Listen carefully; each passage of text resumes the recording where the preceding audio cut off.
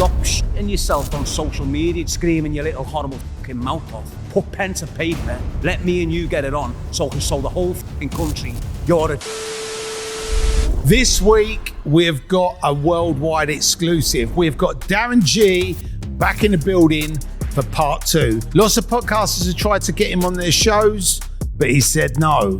But for some reason, he's come back on to the Terry Stone Connection. And today, we're talking about why unity is the key. Division, dividing and conquering isn't the answer. We talk about Darren Gee's 10-year plan. We talk about how he has now got past his license, how he kept out of jail for that crucial 10-year period. In this episode, we talk about podcast conspiracies, we talk about conspiracy theories, we talk about clickbait, we talk about what's really going on social media. Lots of people will have seen the online beef with James English and Darren Gee and the fight for £250,000 that never happened. Darren talks about his side of the story. You've probably seen the heated debate between Billy Moore and Darren Gee online. This is the first time that Darren Gee has openly spoke about what actually happened that day. We talk about the far left and we talk about the far right and how Darren believes that people are being pulled apart rather than being brought together as one. So as a nation, rather than being divided, we can all come together and go in one direction. Darren Gee pulls no punches. He says it how it is. If you get offended, do not watch this episode. Make sure you tune into this because you ain't going to want to miss it.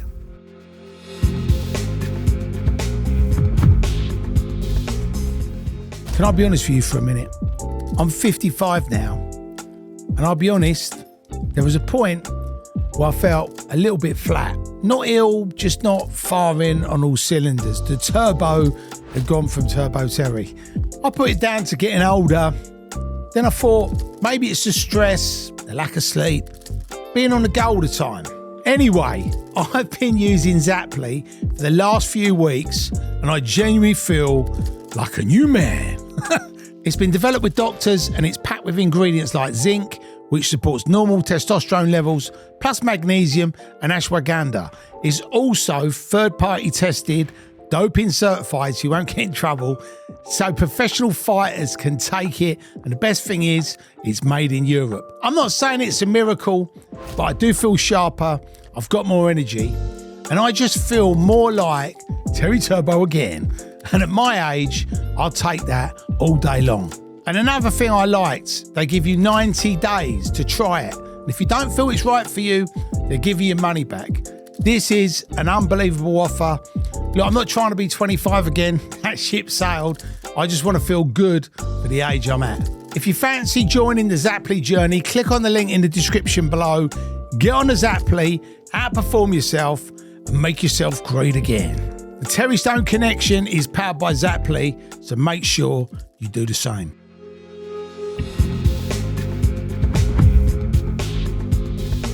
Welcome back to the Terry Stone Connection, and today we're joined by a guest that hasn't graced this podcast presence for 2 years. So I want you all to put your hands together for Mr. Darren Gee in the building. Yes, Terry. Thanks for having me back, mate.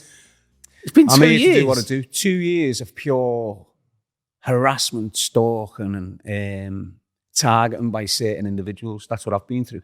Right. Do you know what though? You're still smiling. Yeah, that's what it's about. Smile through adversity. It's the best way of dealing with it. And one thing that I wanted to ask you is, you know, I've obviously seen recently you've been spreading this sort of unity as a key message, which I particularly resonate with purely because I definitely feel like whatever you, especially in this country, it could be around the world, but obviously I'm only focused on the UK, but you actually look around and it's like everybody's being pitted against everybody else, whether it's politics, whether it's religion, whether it's colour, whether it's poor versus rich, you know. And for me, it's sort of like when I was doing the rave scene in the 90s, it was all about everyone getting together. It didn't matter who you were, where you were from, what colour, what religion. Everyone was just together having fun. And that for me is what the UK could be. It can be. But it's and there's not. pockets of it. Yeah. But the pockets of unity are getting outdrawn by the pockets of division. There's that many spaces of division now, and there's loads of different places for you to get stuck in. Yeah. And unity is like the last space anyone wants to pick. Why? Because you get the most problems when you're trying to unify a cause. You get targeted by the left, the right, and the centre. Right. So you can't win.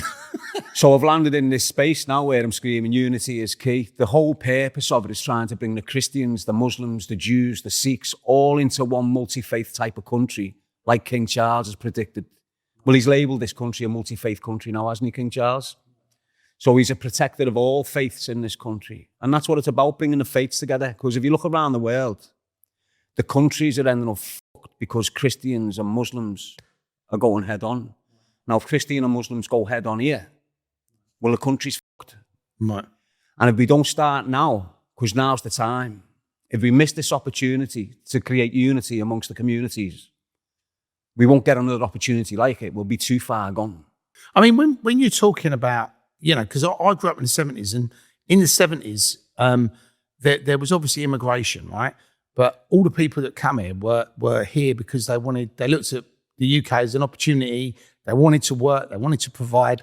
And, I remember, like, as a young kid, we would go to the corner shop, and there was always an Indian guy in the corner shop, but he was the only, He was the only grocery in the town, but that was open 24/7, So for me, they were providing a service to the community, and everyone would be, he'd be everyone's mate, and everyone would just love him, do you know what I mean, or her, depending on who was running it. And I sort of feel like the problem now is obviously, if you're on social media and you say something which is against something, and they can pretty much pinpoint where you are, come in your house and arrest you if you've said something they don't like, right? But there's videos online telling people overseas how to come to the UK, how to play the asylum system, how to get a house, how to get money, how to do all these things. Basically, how to rinse the government for the money. 100%. And I don't know if you've studied this at all, Darren, but when you actually look at the UK government, the money they're spending on welfare and this sort of stuff far exceeds the money they're getting in. And what that basically ends up being is it's a massive problem that he's fixing. So for me, I think, I want the whole of the UK to unite, and I think we all need to get on and live as one. Look, there's bad Christians, there's bad Muslims, there's bad white people, there's bad black people, there's bad in everything, right? There's also good in everything. Exactly. So it's about literally saying, look, if those people are bad, put them in jail or get rid of them. If they're good, then, get all the good people together. And look, you're never, ever going to be able to do it how you'd want to do it. But it depends how you're looking at it, doesn't it, Terry? Like, as you say, 60s and 70s, you had immigrants coming in to better their lives, interact with everyone in the country, possibly never learned English, so they got segregated. But they all learned English. They all worked. Yeah, loads did. They all paid tax. They were here actually. And what you're trying to do is, like, compare them to the modern day immigrant. The modern day immigrant is purposefully done now. Right. So they're getting sent into the country to destabilise the country. Right. It's all an effort to divide the Christians and the Muslims, so we have a crazy civil unrest, so the people that are sitting in the background can come in with new legislation, new law and order, new ways of doing things. And that's what they're going for in this country. When you're talking about the benefit system, it's at 10 billion now for immigrants. But the reason the welfare bill's that big, that's how they're going to get us all into digital currency. Right. So what you've noticed over the last 5 years is thousands and thousands and thousands of normally secure employment places gone. All them thousands of people, all of them are going onto the benefit system. Right. And what you've seen in 5-10 years is 1 million people or something lose their jobs and go on the benefit system. The reason they're protecting the benefit system, because that's part of the big digital currency plan that they've got coming down the line. The more people that are on benefits, the more control you've got of the people. Right. And that's what they're working towards. I mean, I think when you look at benefits, like I've spoken to many people who are on benefits, and I've actually said to a few of them, why don't you go and get a job? Do you know what I mean?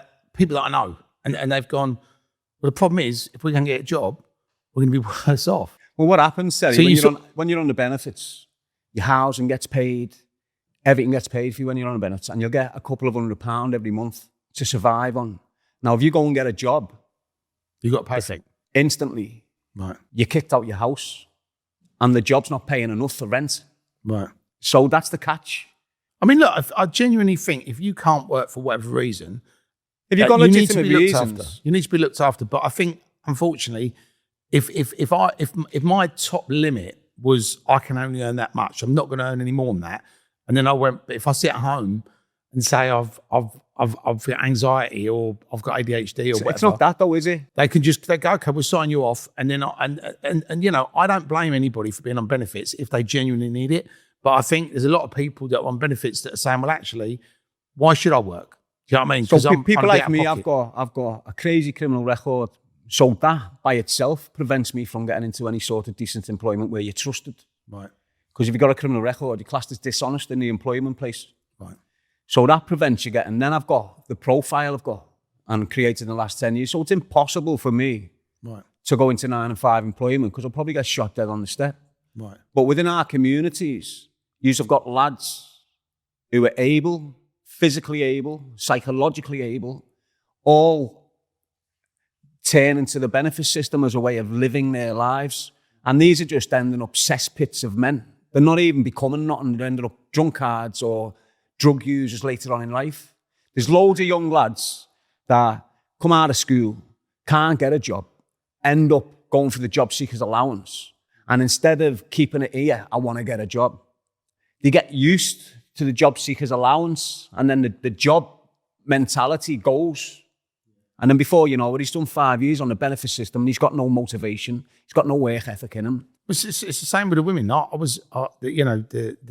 know that if they have children, they can get paid and they can benefits. And you know, I know there's generations of people that have just gone, and look, as children growing up, you look at what your mum and dad do. So if your mum and dad work, you probably go, do you know what? I want to actually work. I want to earn money.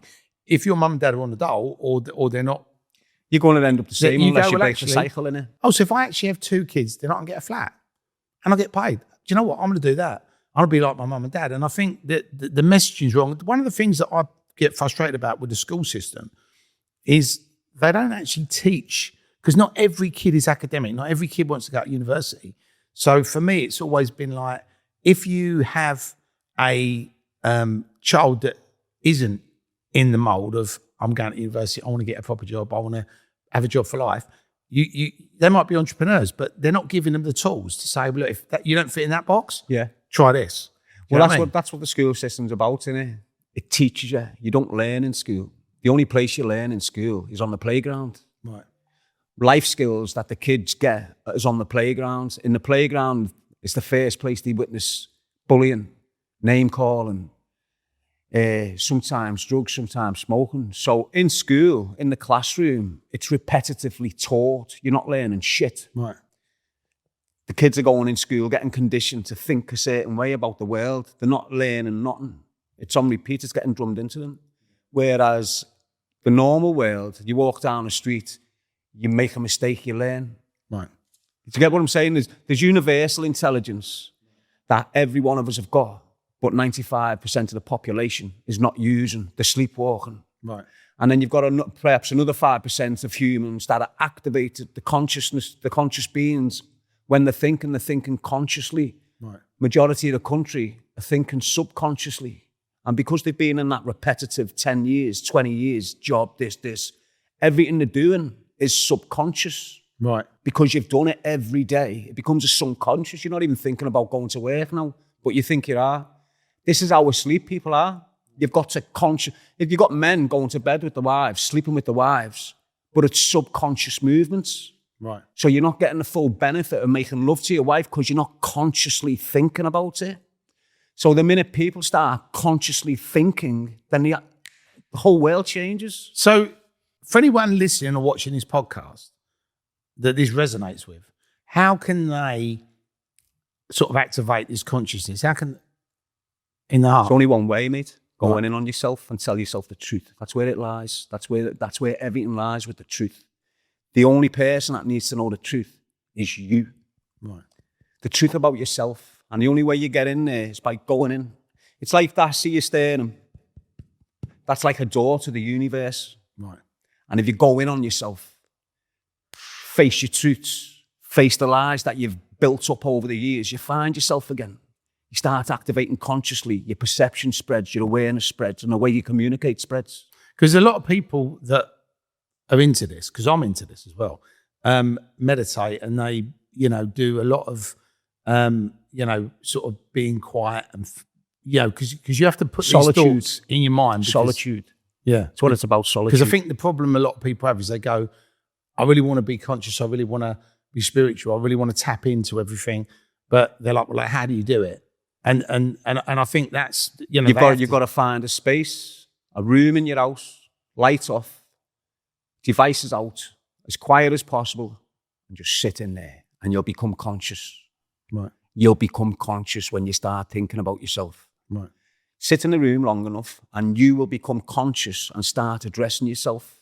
And you mightn't like what you see, so you're going to cry. You're going to have real nights where you feel like putting yourself on the ceiling, right? Because you're confronting all the fears since a kid. So when you're growing up, the first lie you tell your mum, you detach yourself from yourself off that lie. Right. And you know it because you can probably remember the first lie you told your parents. Why? Because you're shit scared. Now you've got to act to hide the lie. Right. Is my mum going to get it? Is my mum going to find out? This is your conscious being coming out because you've lied. And now as you're going through life, every untruth is pushing you further away from yourself. Right. So you're 40 now. You've lived on lies. Right.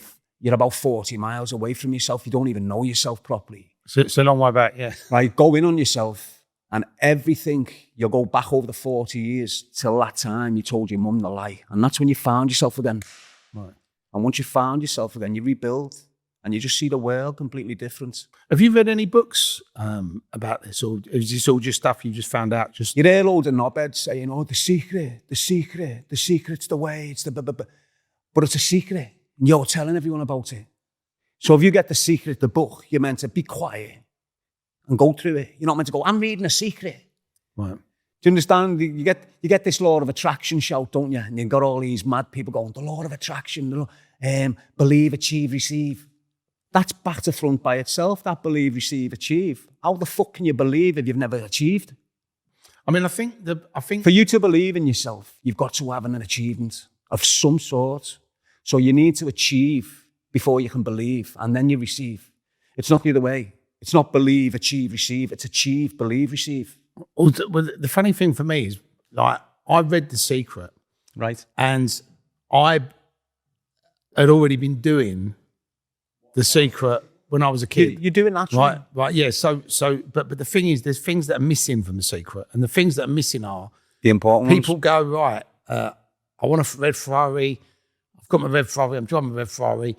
And then you walk around and go, yeah, I've got my red Ferrari. And then you're looking in the drive going, the fucking Ferrari's not come yet. But the thing is, the thing that's missing from that, I think, is the action part. Because if you want the process. If you want something, like when I was a kid, I lived on a council estate. I didn't have any money. But I used to walk down to the town centre because I couldn't afford the bus. But I'd always walk past all the nice houses. And I'd always look at them houses and go, I want to get off that estate and I want to get in one of them. Yeah, but on the back of that thought, Terry, when you're looking at the house, was there a family situation involved when you're looking at the house? Because I believe it only works when you keep it to its life form.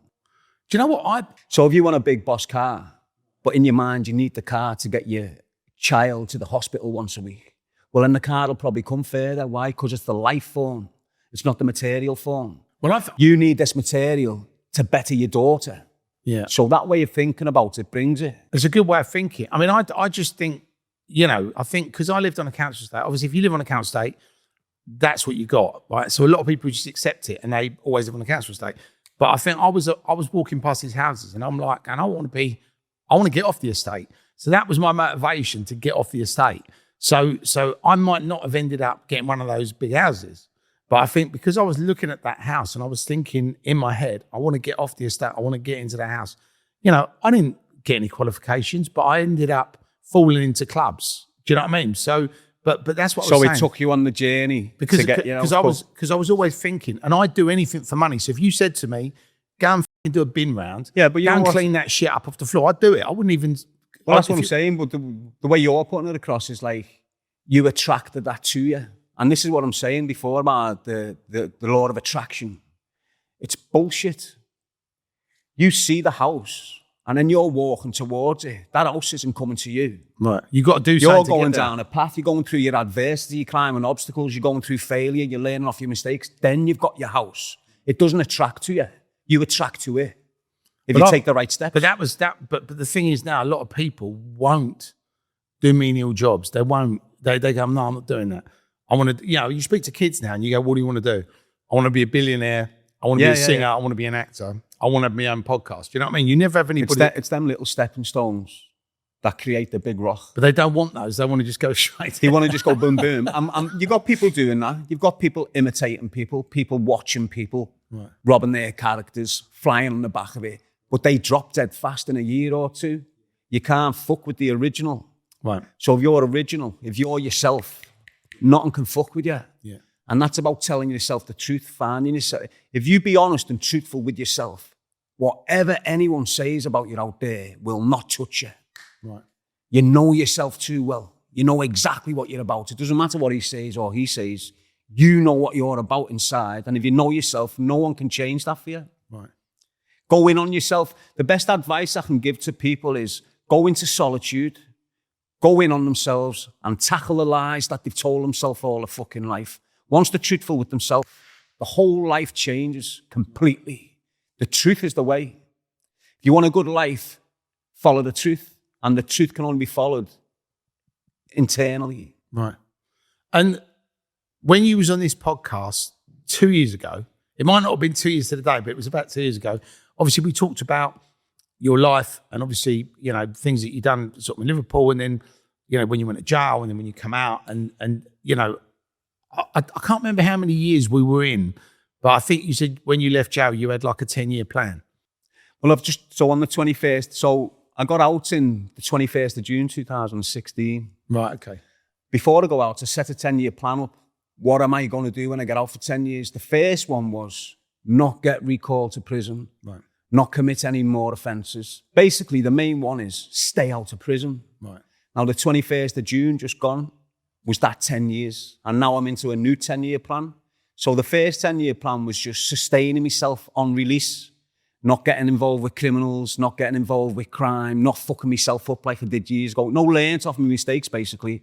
And now the next 10 years, I'm just trying to make something so I can raise my kids and give them a nice little lifestyle as they're getting raised. That's the next 10 years for me, getting rich, basically. So the 10 years, the first 10-year part of your plan was that, is your license for life? I'm complete. Done my right, license. so you've done right. That's what I mean. I've done it, mate. Right, amazing.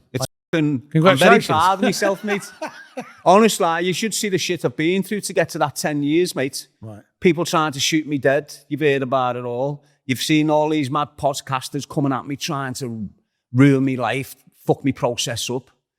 I've managed to sustain myself through all this fucking bombardment of heavy negative shit. So the shooting stuff, what was that? Did we talk about that on the last podcast? Was that? I don't know, but in 2018, so I'll get out in 2016. I'm on 18 months license. As soon as my license is up, I go back to my mother's. Right.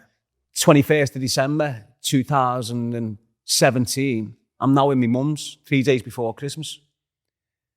Within 10 weeks, you got this drug dealing, organised crime group who's got a problem with me and tried to shoot me dead.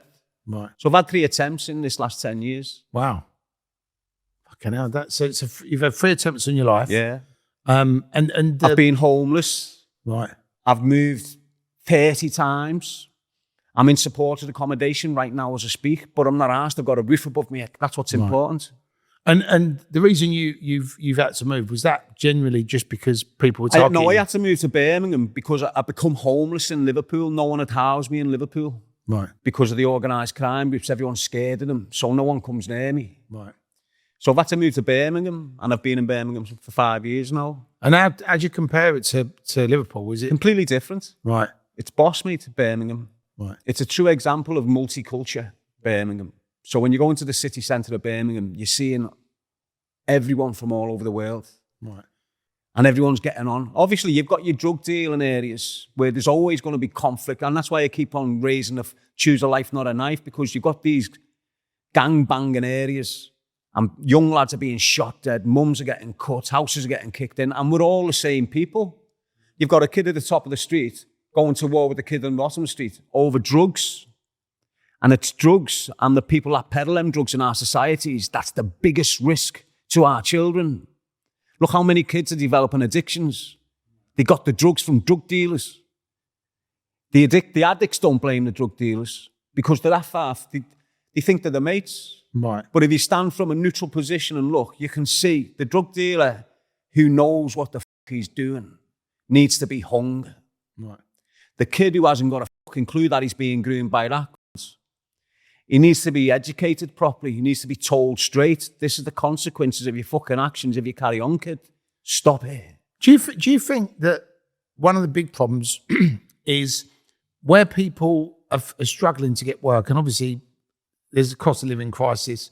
Do you think that if you're a kid on an estate and you've not really got any hope of getting off the estate or getting a job, let me just interrupt do you think there. that drags you into it? Right, so what happens is you follow your elders. Right. Doesn't matter what estate you're on.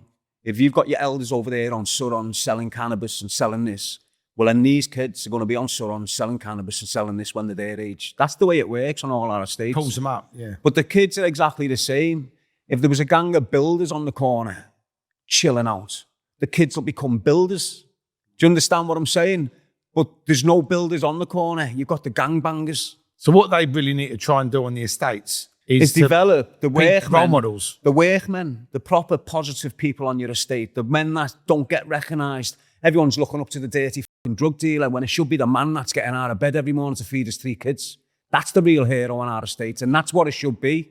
So all these kids need to be looking at the working class fucking man, not the scumbag that's cheating life, because that's what they're doing. And while they're cheating it, they're destroying families on families on families, mates. Well, it's, well, I had a conversation recently with somebody, and it was quite interesting because the Old Bailey, the judges that are in the Old Bailey have actually got an anti-knife crime charity, and they did a lunch, which was quite funny because I got invited to it because they were saying to me, look, we're raising awareness. We want to obviously get this message out there. And we'll tell them to use me instead of letting me run around the country by myself. Well, do you know what's funny?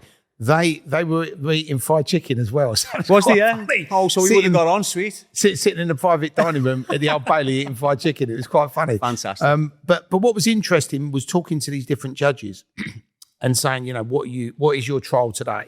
What are you doing? And there was a couple of terrorism trials. There was a couple of murder trials. But I think it was like 85% of all the things in the Old Bailey were where people had been stabbed to death. So it's a massive issue. And they said, we're doing these things where if you stab someone to death, you get a minimum of 25 years. And we're really coming down on these people. And they asked me what I thought. And I just said, look, the problem is, there's no deterrent from carrying the knife. And if they know other people are carrying knives, they feel that they have to carry one to protect themselves. And they might not even know how to use it. But if they go like that, they could quite easily just kill someone. When you've got a young lad who's got a knife on him because he's insecure of the environment and the city he's from, he carries it just to feel secure, like that drug dealer with his dog. Right. The only reason he's got that XL bully because it makes him feel safe. Right. You take the bully away from him, he's shook to fuck. Now these kids who aren't physically aggressive, they're just a bit shook because of what's going on, so they have a little weapon on them. Someone confronts them, they'll pull it out, not having a clue. And if they get too scared, it's just natural reaction. Yeah. That. And that's all it takes these days, just that. And the kid said, you're fucked. The best thing you can do is not carry the knife. And the places where you're feeling unsafe, where you've got to carry a knife, avoid them. Right. Don't get caught up in these spaces of drug taking, partying, festivals, all this, what are trapping the kids and giving them addiction. Stay away from them places and you'll feel safe. You won't feel insecure. I mean, it's interesting because do you feel that if they had a much harsher sentence for carrying a knife? No. So you don't think that works? I've heard a few people saying, give them 10 years for possession of a knife. All right, well, I'll just go and I might as well carry a gun. Right. If I'm getting 10 years for a knife and 5 years for a gun, I'll carry a gun. So that's what will happen. And what you've got to understand, Terry, is the majority of your 12-year-olds who are carrying blades now, when they're 15, they want a gun. So if you're a weapon man, you're going to go up. There's levels of weapon possession. Like everything, there's levels. So if you start as a kid with a screwdriver robbing cars, then you're a bit older, you got a blade on you. And now you're selling drugs at a 16, you want a gun. It's the natural process. You want a gun. So if you bring the law out, 10 years, what are you going to do? This 15-year-old kid come out of school with a blade on him. Mandatory 10 years. Right. 15-year-old kid with a blade, never hurt no one. He's just shook to fuck because he's in a borough in London or something. So you're going to give him 10 years and ruin him. Right. You can't do it, mate. No way. So for you, Darren, if someone said to you, you're now the knife crime czar, you're going to solve knife crime in England, what would your steps be? Would you have like a 3 or 4 step plan or? I'd use the 5-phase flower pot. Right. It's a thing I've developed whilst I was in jail. It's the offending behaviour programs in prison are shit. Right. They're good for someone that's not in prison. Right. So you've got enhanced thinking skills programs in prison. And if the kids that were outside who got a caution got put on this enhanced thinking skill course, he probably wouldn't go to jail. But what they're doing is they're waiting him to fuck up, getting him in jail, then giving him it. So when I'm in jail watching this, I've said to the people that run these courses, why aren't you giving the kids these courses outside before they come to jail? Right. Because it makes them dangerous as a criminal. Right. That's what they say.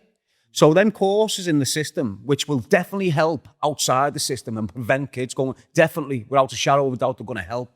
But what they say is, it'll make that young kid more dangerous when it comes to criminality. Why? Because he'll be thinking about what he's doing. Majority of the kids today are not thinking about the crimes they're committing. They're just committing crime. Right. If you think, you become dangerous, and that's what the system don't like. When you're thinking, you're dangerous.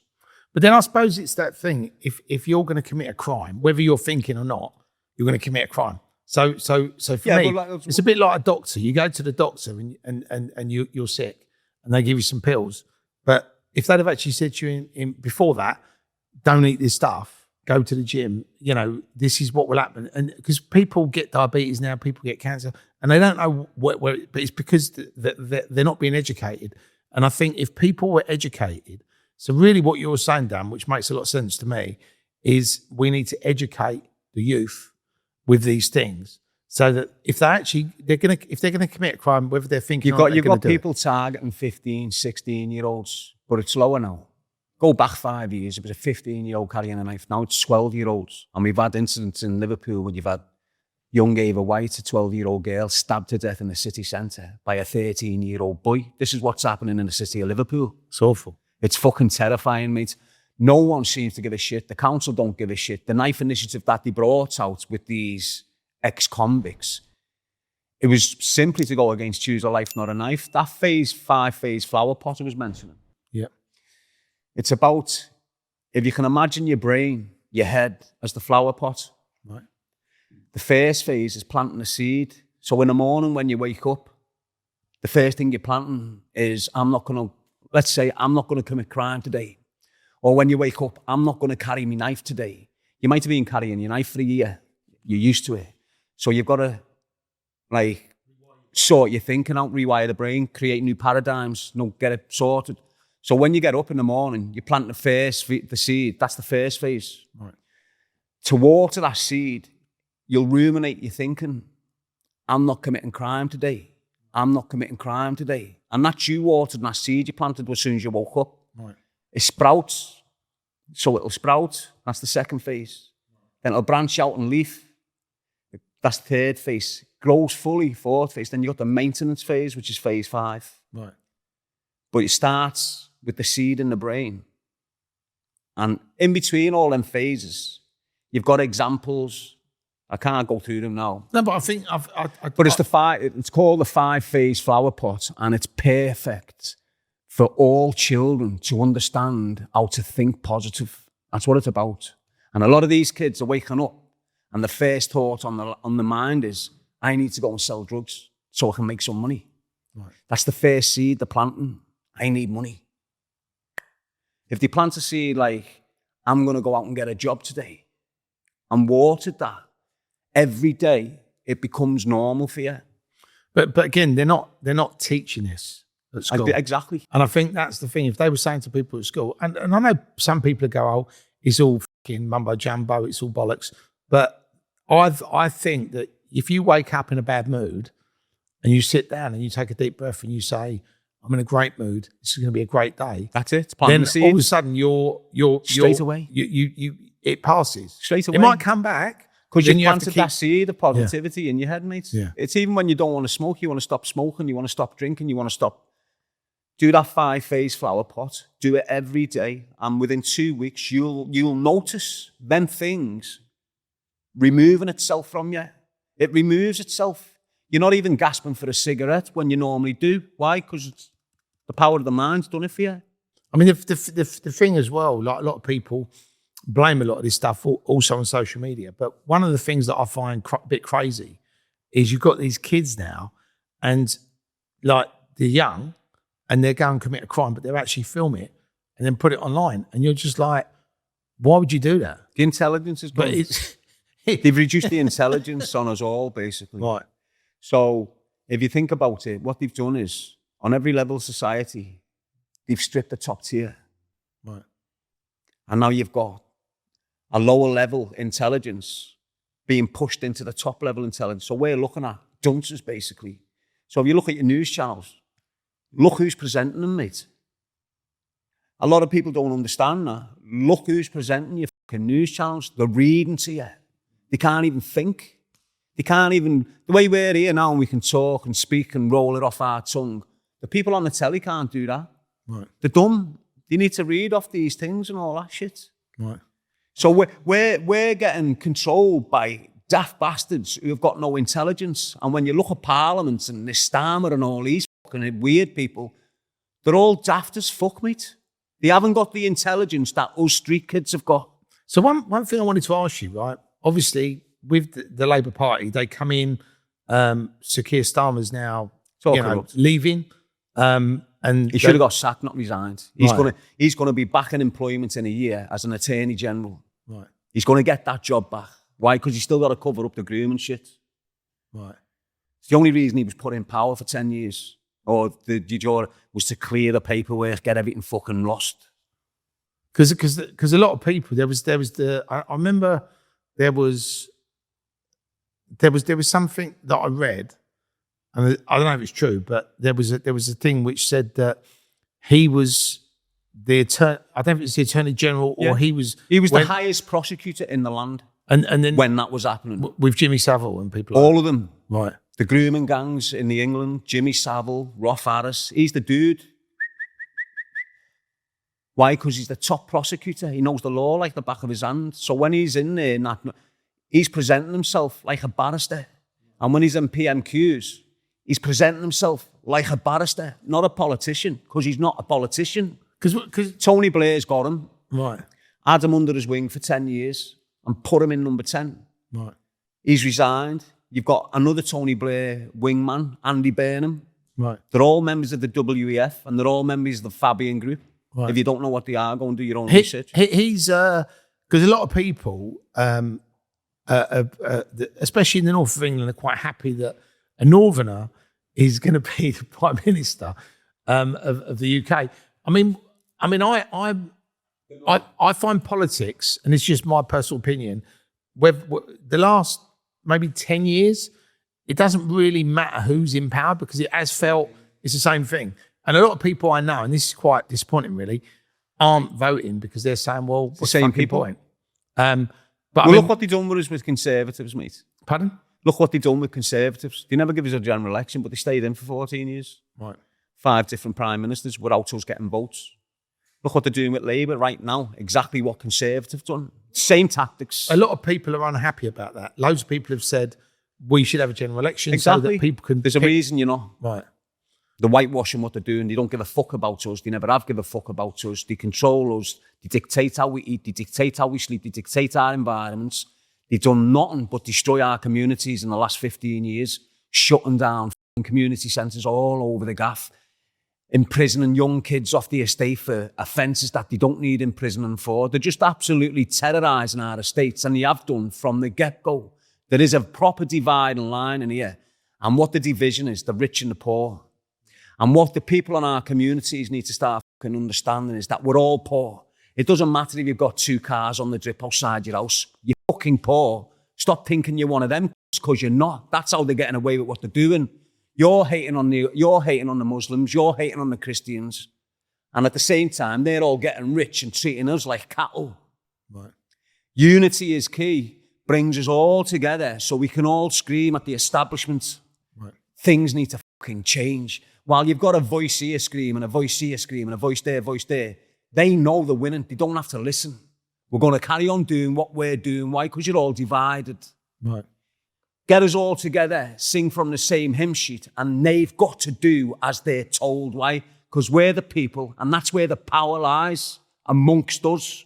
If we come together with the intelligence we've got, with the fucking strength we've got, we can tell this government to sort of fucking head out or leave. I think that's probably one of the problems with the country, because there's not one voice. Exactly. Because if there's one voice and everyone's saying the same thing, I mean, that's never going to happen because people have different views. But I do think that the majority could come together, couldn't they? So them different views there. So look, the way I've done it, it's like a univision. It's a mind thing. You might be a Muslim. You might be a Christian. You dress that way, eat that way, behave that way. You dress that way, eat that way, behave that way. But the two of you can support England and cheer with passion and aggression. Come on, England. Why? Because in the mind, you can think alike. Right. Doesn't matter in your physical realms what you're doing. Up here, we can all think we need to protect the children. How do we protect the children? Unity. Yeah. Doesn't matter. If you think unity is key and I think unity is key, well then, we're thinking alike. It doesn't matter how you look. It doesn't matter your skin colour, your disability, what clothes you wear, what language you wear. If we think the same, shit happens. Right. I mean, for me, like, in business, like, sometimes you have to deal with people that you might not like, or you might not agree with, or you might not share the same But views. you've got the common cause, so you work together. But you put them to one side. And that's what I think, what you just said makes a lot of sense. If everyone just puts aside the differences and goes, look. And think of the one cause. So look, at the moment, we haven't got a common cause. We haven't got the common cause. They've got their cause, they've got their cause, We can generate a common cause, and everyone will have the problem with the cause, and it's the government. Right. Your neighbour's not the problem. That community, yeah, they might have a few fucking rats in there doing horrendous things. You might have some immigrants coming over. If you've got 50,000 immigrants coming over and there's 500 doing atrocious things to young girls and doing madness in the country, it doesn't mean you're the 45,000 fucking immigrants are like, these are a cunts. Do you understand? It's like your community. You've got your little horrible bastards who've done mad things. They get locked off. Doesn't mean the whole community is like this. And this is what people need to see. The division with immigration is purposeful. The government want you this. The government want you screaming about immigration, immigration, immigration. Why? Because you're not shouting establishment, the state, the fucking governance. While you're complaining about everything else under the sun, but the people that do it to us, well, then they're laughing at us. The more people that come into the middle with the common cause of telling that government where the power fucking lies, and it's with us people, that's where unity is key. Doesn't matter your skin colour, doesn't matter religion. If we all get in the middle and scream at this establishment the same angle, they'll fucking listen. They won't be able to not listen. Do you understand? And then things change. Yeah, I mean, community centres get opened up again. Why? Because we're telling them, you better put a community centre in every fucking city. If you don't, we're back on the street screaming at you. They start doing it. You better get the bins sorted. You better get the streets cleaned. You better get the canals cleaned out. You better start looking after this fucking country again, because you're letting it turn to shit. And this country's not shit, Terry. No, it's great. This country's probably the best fucking country in the whole world, mate. And they're destroying it on us. I mean, I do feel like, like, I remember growing up and you'd see a lot of police. everywhere. And you know, now there's not enough police on the streets. Like you said, there's potholes. You think there's but if you look at everything, there's potholes in the road. Like you said, there's everything's gone to they've let it decline on purpose. This is what I'm saying. The councils have purposely let your cities decline. Purposely. There's rats everywhere. Why? Because they refuse to deal with the rubbish. Why? What are you saving money for? Do you understand what I'm saying? It's bullshit. It's a what you call it? It's a deliberate decline of our communities, and it's been going like that for 15 years. It definitely feels like it. It is. It doesn't feel like it. It is it. Right. You're feeling it because that's what's happening, Terry. You know what I mean? Definitely, depending on where you are in the country, depending if you're seeing it more. Right. If you're in an affluent area like this in London, in Park Lane, you're never going to see the shit that you see in the communities. But if you're living in the communities, you know how run down this fucking country is. Right. Why? Because you're the shit on the floor. You know I'm the shit in this country. You as a white family on a council estate, you're the shit of this country in the eyes of the government. And that's it. There's no way of getting about it. Unity is key, Terry Lan, and the way we do it is by screaming and shouting about it. I don't give a fuck about your colour. I don't give a fuck about your religion. The only thing I'm caring about is where you've harmed women and fucking children. It's all I'm asked about with a man. If you're not a threat to women and children as a man, I'm okay with you. You can be a gay man, you can be this, you can be that, you can be everything you fucking want under the sun. Right. If you don't harm women and children, you're a man in my books. And we've got that manhood, that brotherhood with man. Right. Out there today, Terry, you've got weak men and then you've got full-blown men. And I don't want to start writing communities off, but if you've been violated as a man, you've lost manhood. Right. You're not a man no more. You're not thinking like a man no more. You've lost your manhood. And there is a fucking powerful difference between a man that hasn't been violated in his back doors and the one that has been violated in his back doors. Complete fucking difference, mate.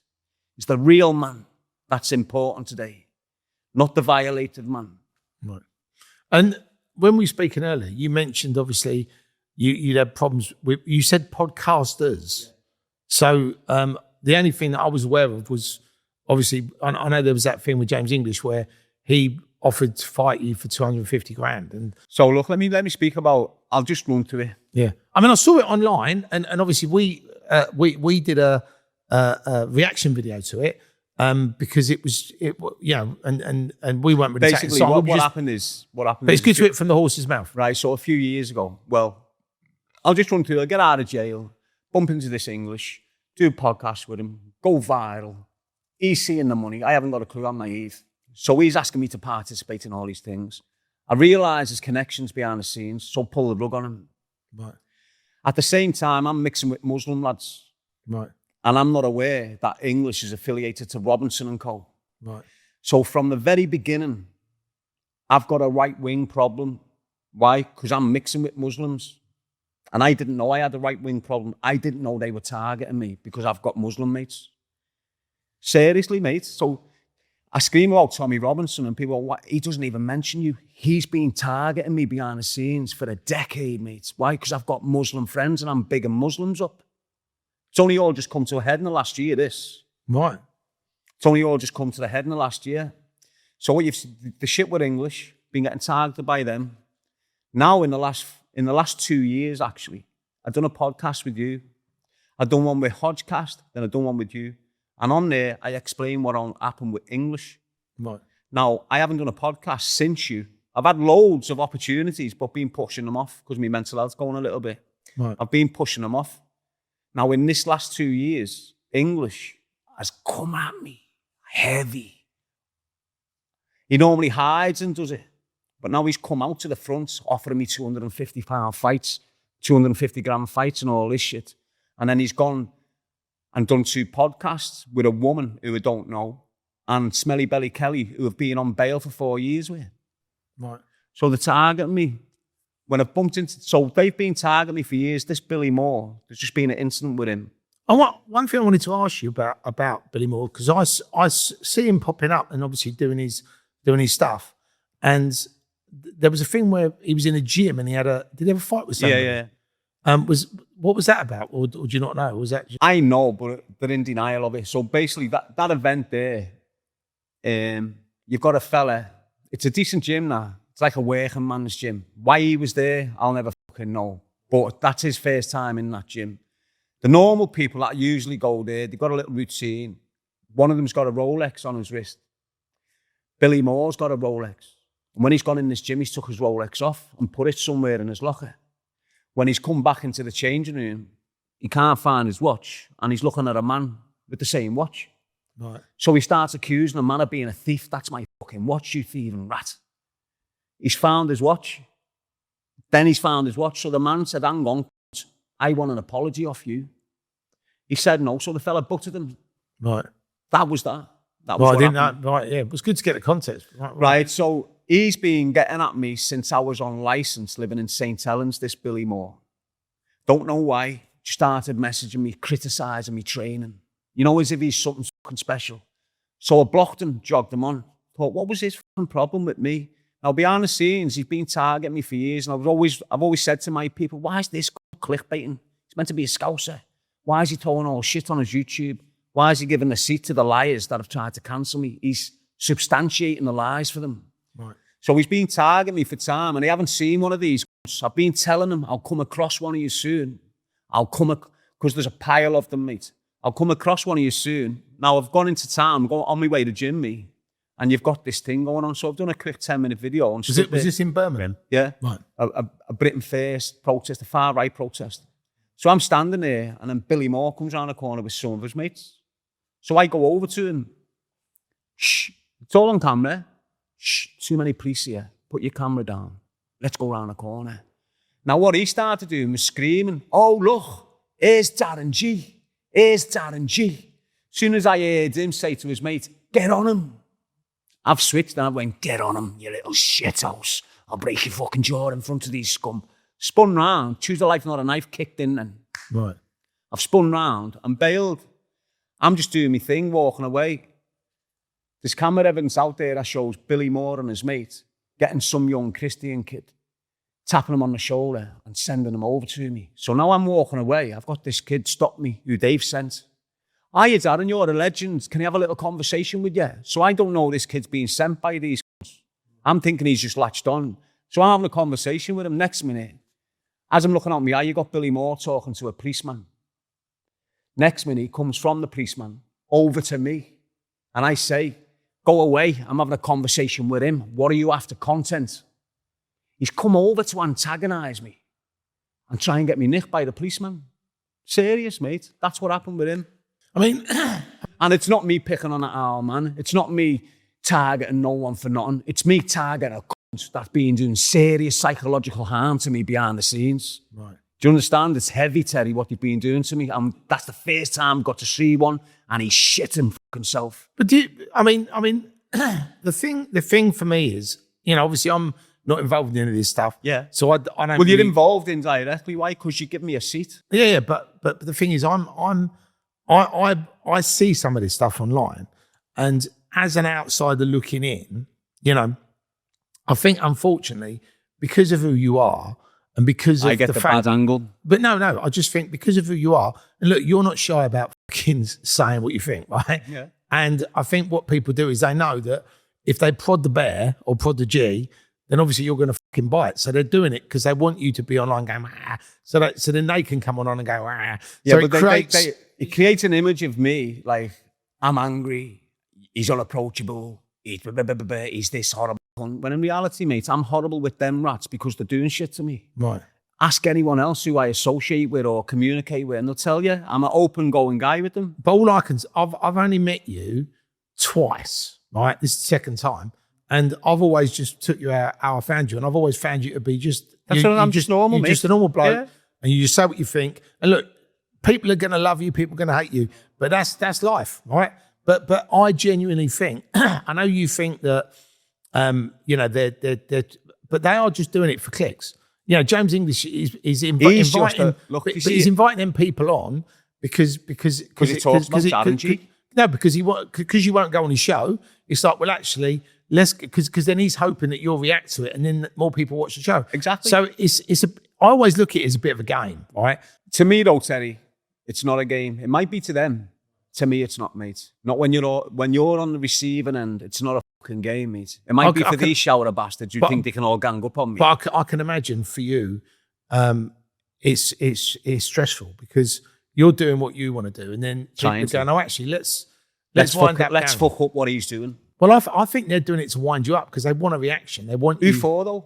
They're not for themselves. I think it's for the views. Whoever's paying them, there's someone behind these cancelling me. You don't get this attention for 10 years. But do you without someone paying for it? But you're still here, so you haven't been cancelled, have you?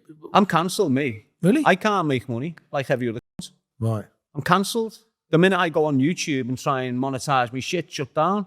If I don't monetize it, it stays up. Right. They isolated me to fuck whoever's cancelling me, and it's not just English; it's above him. Right. I mean, I've looked at. I mean, we've obviously done lots of stuff on social media. Me personally, and obviously, the podcast. And you do have to be really careful what you put out online now, because if you say anything that's offensive and people report it, they can, members of the public can do it as well. Yeah, for example, mate, look, I've had a clothing thing set up when I first got out. I have a clothing brand. I haven't really been able to concentrate on it because of all the shit I'm going through. Right. Now, what the police have done has gone to the man that runs the company for me and started giving him shit. I don't know why they done it, but now that man's pulled the rug on me. Right. And this is what the police have been doing to me, destroying me networks. Right. Honest, it's not a paranoid thing. This is what's going on with me. Right. And with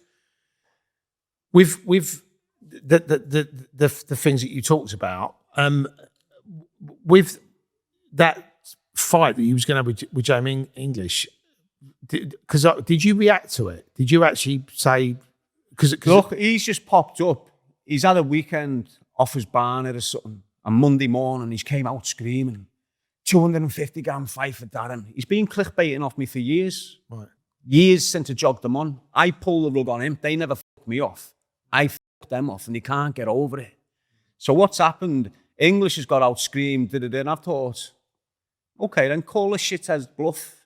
I know he hasn't got the fights in him, and I know he hasn't got £250,000. Right. Call his bluff. Go on then, bang 125 grand in that domestic violence abuse centre in Glasgow, and I'll turn up today. Just go and put the money in their account, and I'll be there to fight you. No, you see what's happening with me? All these screaming 250 grand fights. Where's the promotions? Where's your Misfits? Where's your other promotions? Why isn't Darren getting mentioned on them? Right. 250 grand fights. Why? I've got more traffic than any cunt in this fucking country. Why aren't I being offered opportunities where I can huge? Well, you put it out there now, Darren. So Misfits they're not going to come near up. me. Why? Because of Andrew Tate and his paymasters and that. That's who owns Misfits now. They've sewn it up, haven't they?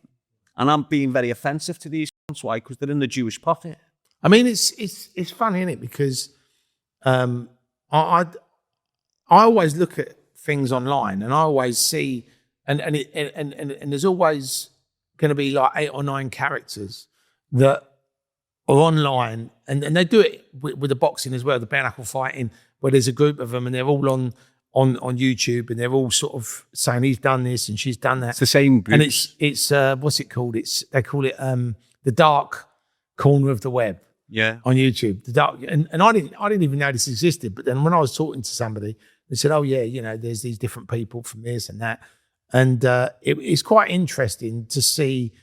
I'm obviously just doing a podcast, so for me it's just like mad when you actually start seeing this stuff, and then you hear people saying this person's doing this and this person's doing that, and I genuinely look at some of this stuff and I just think, is it real? Do you know what I mean? Or is it people just putting stuff out there? There's loads of fake to get shit people out there. But that's what I mean. That's the thing I struggle with is there's so much fake news. There's so much bullshit. There's so many lies. There's so many people doing stuff here just because they want someone over there to do something. And the numbers get the belief. Right. So if there's gang 10 there screaming something about me and I'm screaming something about one of them, I get disbelieved. They get believed. Right. When I'm being truthful as much as you fucking can. Do you get what I'm saying? They're the ones that are being deceitful. They're the ones that are lying about me, spreading mad rumours about crazy offences that do you get what I'm saying? But as I say, like, I've got to ask you a question. What? What is the craziest rumour that you've heard about yourself online? All right, now listen up. These days, privacy's rare. Real security, even rarer. When you're operating at a high level, whether that's business, family, travel, or public profile, you need more than just a bloke standing by a door with an earpiece. You need people who understand risk properly, quietly, professionally, without turning your life upside down. That's where Bradbury's Group comes in. They provide high-end security and risk management support for high net worth and ultra high net worth individuals, family offices, and people operating in complex environments where privacy, control, and protection actually matter. We're talking everything from personal protection officers and security drivers through to estate security, counter surveillance, incident response, private travel, concierge support, even super yacht and event security management. Just experienced professionals delivering the right level of support exactly when it's needed. Whether it's long-term protection, discreet advisory services, or rapid response in a changing situation. Bradbury's Group are built to adapt and operate properly. Security that protects without disrupting your lifestyle. Go check their website out via the link in the description below. The worst or the craziest? Both. I mean, yeah. Because there's got to be one where it's just like, that is just fucking insane. all of it. Right. All of it. There's nothing really weird. It's just nasty. Right. You know, your kids and all this sort of shit. That's what they say about me. Right. And that's horrendous in itself, isn't it? Especially when you've been a victim of such crimes and survived it. Now you've got people calling you a perpetrator. Does you, Terry? It triggers you mad. But I think you can probably say Look, that's why it's this being little done. shower of shits in the corner, that the dark place you've got. You see YouTube, you've got the podcasting world, haven't you? You're in there. Sean Atwood's in there. Loads of people are in there that we don't even know. You know, proper podcasters who aren't involved in the criminal corner, if you like. Right. Boss ones, but then you've got a shower of shit in the corner who are acting criminal. Behind the scenes, they are criminal. And when they come on here and they get ripped or something, instead of dealing with it like a social media personality, they're dealing with it like gangsters. Right. And they're targeting people like gangsters do. And that's that dirty, dark fucking corner with English and all them fucking cesspit people in it. Right. But as I say, it's just a learning curve for me. Do you think that, and this might be a mad thing, but do you think that if you did have a fight with James English on Misfits, say, Yeah. do you think afterwards you would be able to shake hands and just go, look, mate? Look, mate, Right. I'm not a hateful man. Right. I don't sit here waking up and thinking about English or any. I think about myself and my kids every day when I wake up. I'm not a hater. I've got to defend myself from serious, nasty allegations. And if you think I'm going to sit here like a dickhead while I've got a gang of drug sniffing fucking helmets who think they're famous coming at me with mad allegations, you're fucking wrong. Right. I'm a one-man band, mate, Terry, a real one. No one's behind me saying, Darren's not this, Darren's not that.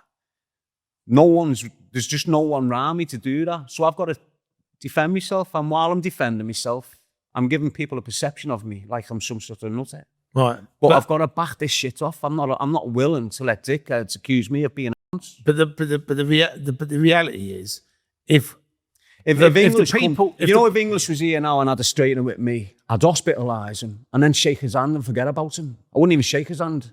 Right. I forgot about him. I don't think about him every day. But I know as soon as I see him, he's going to hospital. It'll be a Billy Moore situation. Right. I don't want to scream about other podcasts on your thing. That's fine. I mean, I'm not angry over it. What they've done to me is made me into a very, very, very powerful fucking character. They haven't broke me. They never finished me. They never cancelled me. They tried their hardest. They put me on my knees loads of times. I was thinking about hanging myself numerous times going through this bullshit off these guys. But I never give up. Carried on going. And you've got the end product now. And if you don't fucking like it, it's your own fault. If you've got a problem with me, contact me, come and see me, and get the fucking 50s going. Stop shitting yourself on social media, James English, screaming your little horrible fucking mouth off. Put pen to paper, let me and you get it on, so the whole fucking country, you're a dickhead. I mean, the thing is, there's not many people that would have that view where they would actually say, look, you know, because for me, it's like if you fell out with somebody, right, you can either keep things broken or you can fix them. And the thing for me is what you were talking about, the unity thing. That's it. So you know. I've said on my podcast the other day, if I've ever upset any Scousers, upset any Irish kids in the last 10 years, contact me, we'll have a straightener. We need to get past this and start thinking unity. That's what it is. If you can't settle your fucking differences, you're definitely not going to establish unity. So for you, for a way forward for you, Darren, then, anyone online that's had a problem with you, anyone online that's talked shit about you, anyone that has done anything that you deem but let me put it this way. If I've directly insulted you, attacked you for whatever reason, you have got the legitimate right to request a straightener from me, and I'll grant you that. Right. But if you're just a dickhead coming over there because I've offended one of your mates, and you're trying to, like a Liam Tuft defending the fucking shithead Robinson, that sort of situation, jog on. You're a dickhead. I've never attacked you directly. Do you get what I'm saying? You know, as I said, for me, I've never met James English, but I've always sort of got on with him. Liam Tufts, I've been on his podcast. You know, well, that's what I mean. You've met all these people, so you're going to have your own opinion of them. But I'll be honest with you. If I look at all the people that are online that do podcasts, obviously we're in competition, right? But I'm not. But what I'm saying is, as podcasters, like obviously everyone wants. But I'm not a podcaster, and they've been treating me like I'm competition. Right. I honestly think that they're looking at you as, if we can get him on, or we can get him to say something, we can get some views on it. So for a year or two, I've had this Liam Tuft, not asking me direct, but mad profiles coming in. Do you like Liam Tuft? I think you might have sent me a message saying that. No, I didn't even know. How were you with Liam Tuft? Do you know something? Liam Tufts, I think because he asked you to go on the show, didn't he? Right. So this is what I'm saying. So for a year or two, I've been getting these messages, feeling me up, see how I am with Liam Tuft. Why? Because he's connected. He's best mates with English, isn't he? And Robinson. If you didn't know that, you know it now. Him and English are like this behind the scenes. Right. So when he's coming in, he's feeling me. What am I like? What's my attitude towards him like? Now this Liam Tuft, I just see him as a screaming little fucker who's jumped on this right wing thing with Tommy Robinson, not really understanding what the fuck he's got himself involved with. So when I'm screaming about Tommy Robinson, you cannot scream about him. Why? Because he's more right wing than fucking Robinson. So I've screamed at him due to Robinson and English. Now what he's done a few weeks ago is come out and done this video. Come and sit on my podcast. Do you think I'm going to give you any fucking click? Do you think I'm going to sit on... What? Not because I'm scared. I'd fucking go at him on the podcast. It'll go viral dead fast. Do you get what I'm saying? I'm not entertaining any of that circle. They're all connected. They're all associated. And they all suck your fucking energy off you till you're fucked. The whole reason he wanted me on his podcast, that Liam Tuft, was just for the traffic. Just to build his profile. No, but that's kind of going back to what I was saying earlier. I think people either want you on the podcast or they want to have an argument with you online so they get some views. And that's it. I genuinely think. You know what, though, Terry? You know, if they've been doing it for 10 years, well, and it's not like my man there. I need 1,000 followers. Boom. They've got millions of followers on the back of me, these. They've had my platform shut down when I'm trying to reply to their allegations. So I've had 4 platforms, YouTube platforms, shut down by James English. You know, it's meant to be competition, innit? Right. You're screaming your fucking head off over there. I get on my platform and address it. And you're getting me site shut down for addressing it. But how do you know it's him? Is it because I've got the documents. Oh, so you actually get when YouTube are giving you warnings, right? You can either put your name on it or not. For some reason, he's put his name on the documents. Wow. So I've got the receipts. I'm not coming here from nowhere. Right. I've got receipts that show he has been shutting my profiles down for 5 years, mate. Wow. I mean, that's why I'm not on YouTube, Teddy. But I'd never, see, for me, I would never want to do that to anybody else. Because I think if you're a snitch at the end of the day if you're doing that. But if you're in the crime world, Teddy, right? and you've got beef with a firm there, and it goes off, and you inform on them to f them up, you're a snitch. If you change your life round and you go into social media and you've got beef on someone down there and you inform on them to f him up, you're a snitch. There's no way of going about it. They're complaining on my platforms, informing on me that I'm saying something about them and getting me platform shut down. And I've got the receipts for 10 years. So the stuff that you were saying wasn't... It's not. It was it's just not replying. lies. It was just it's not replying. derogative. I'm just replying to these chatting major shit on me, and because I'm hitting them with the truth hurts. The lies don't hurt me. So when he's got all these dickheads sitting on platforms chatting lies and making mad assumptions about me, I'm not asked. I'm not trying to get your platform shut down. Carry on, do what the fuck you're doing. When I see you, you'll know what time it is. Right. That's my motto. When I see you, you're gonna know what time it is. I've only seen one of them, and that was Billy Moore, and he shit himself. And the videos that's being edited looks like I've only done it in front of police. Right. When in reality, it was an opportunistic situation. I haven't sat him off and waited for him. I've just been there, he's popped up. I've done the man thing. Shh, put your camera down, get round the corner, let's deal with this. It's all the same crowd, though. But English, Robinson, Billy Moore, Tuft, all these are the same firm behind the scenes. It's hard to understand, innit? But they all connect behind the scenes, mate. I know James and Liam are friends. I know, obviously. Well, there you go, James. James. I've got videos which shows all them you're speaking about in a nice house, getting drunk and mixing together like the best friends in the world. I've got it. Right. So what they do when they have these protests in London, they'll go back to some nice house, and all the main people of that organisation will be in that house, and it's the same house every time you have the protest.